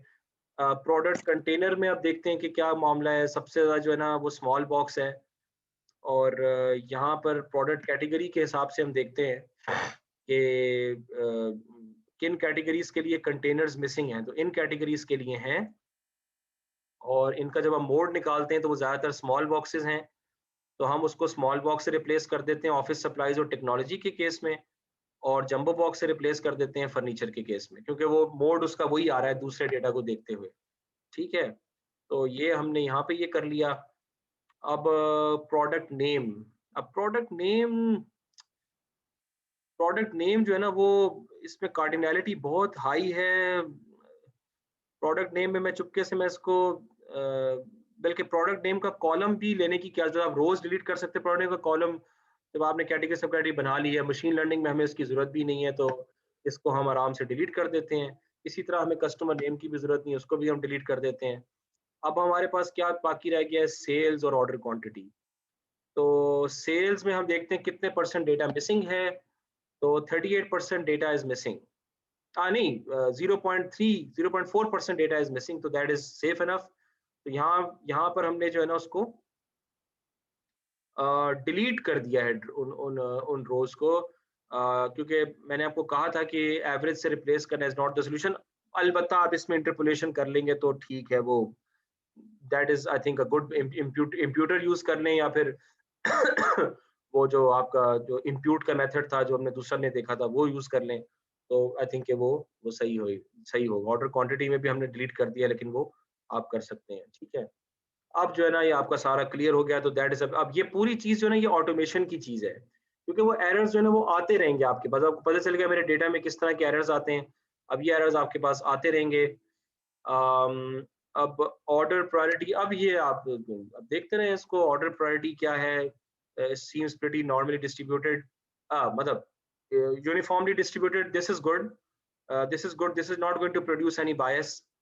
ठीक है, और अगर आप शिपिंग मोड का देखेंगे तो या रेगुलर एयर जो है ना उसका डेटा ज्यादा होगा, तो this might bias your predictions for delivery truck and express air.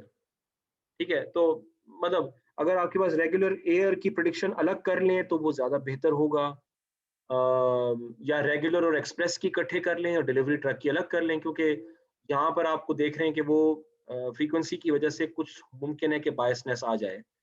हाँ, अगर आप बूस्टिंग वूस्टिंग समझते हैं कि बूस्टिंग इसको कैटर कर लेगा तो आप इसको जाने दें। ये चीज़ें अब हमें करके देखनी पड़ेंगी कि क्या है।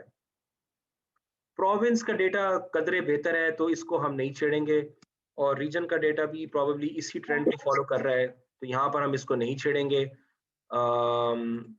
ये मैंने बेवकूफ़ी की है कि दोनों एक ही डिस्ट्रीब्यूशन को फॉलो क्योंकि ये दोनों डिफरेंट डेटा पॉइंट्स हैं, they represent different things, although इन दोनों के दरमियान आपस में कोरिलेशन है और 100% कोरिलेशन होगी, तो ठीक है। अगर आपका वो अगर आपका ये बिजनेस मुत्तफिक है इस बात पे, तो आई थिंक कि प्रोविंस रख लेना चाहिए और रीजन को जो है वो आप, या रीजन रखना चाहिए, प्रोविंस को डिलीट कर। रीजन एक बड़ी चीज़ है, प्रोविंस एक छोटे लेवल पे चीज़ है, ठीक है।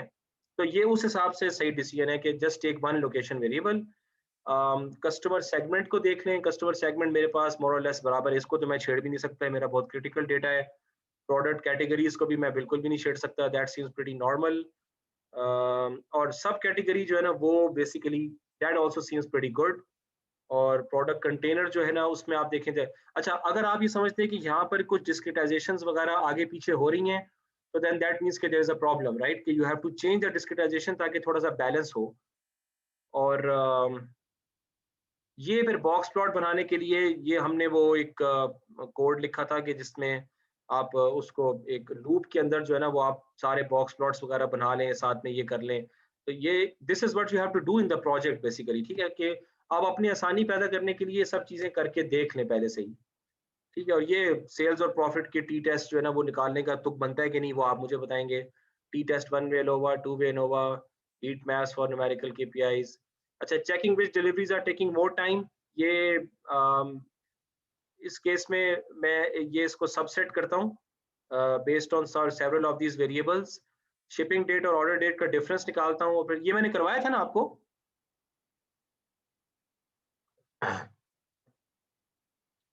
आई थिंक ये मैंने करवाया था आप लोगों को दूसरे फाइल में। जी सर, ये करवाएं।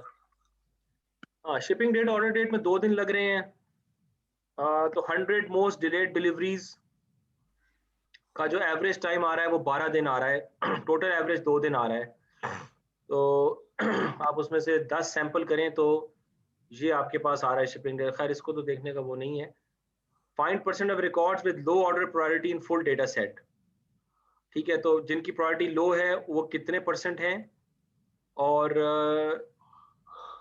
कितने लो प्रायोरिटी के 100 टॉप डिलीवरीज में आ रहे हैं, ठीक है। तो ये देखते हैं, लो ऑर्डर प्रायोरिटी पूरे डेटा सेट में 21% है, और उसमें से 90% ऐसे हैं जो कि मेरे मोस्ट डिलेड में आ रहे हैं। तो यानी मतलब पता चला कि डिले इसलिए हो रहा है क्योंकि आपकी जो है वो प्रायोरिटी जो है ना वो लो आई हुई है। तो ये इतनी ज्यादा परेशानी की बात नहीं है, सही है। तो अब ये सारी चीजें आपको बीआई लेवल का हमने काम किया यहाँ पे, जो कि आप किसी चार्ट से भी पता चला सकते थे।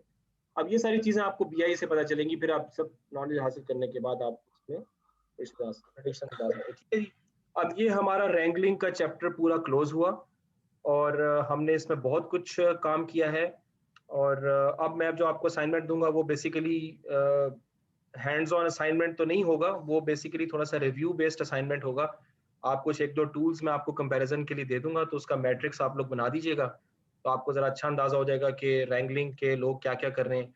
वन थिंग जो कि मैं आपको करवाना चाह रहा हूँ वो ऑटो ईटीएल है। उसका शायद आप लोगों को इतना पता ना हो, लेकिन देर आर सम कंपनीज जो कि ये पूरी रैंगलिंग को ऑटोमेट करना चाह रहे हैं। तो जो मैंने आपको पढ़ाया आप उसके परस्पेक्टिव से आपने एनालिसिस करना होगा कि ये जो ऑटो ईटीएल टूल्स हैं ये कितने फायदेमंद या कितने फायदेमंद नहीं है, ठीक है। अच्छा भाई, अब मैं आपको quiz, I just stop this here.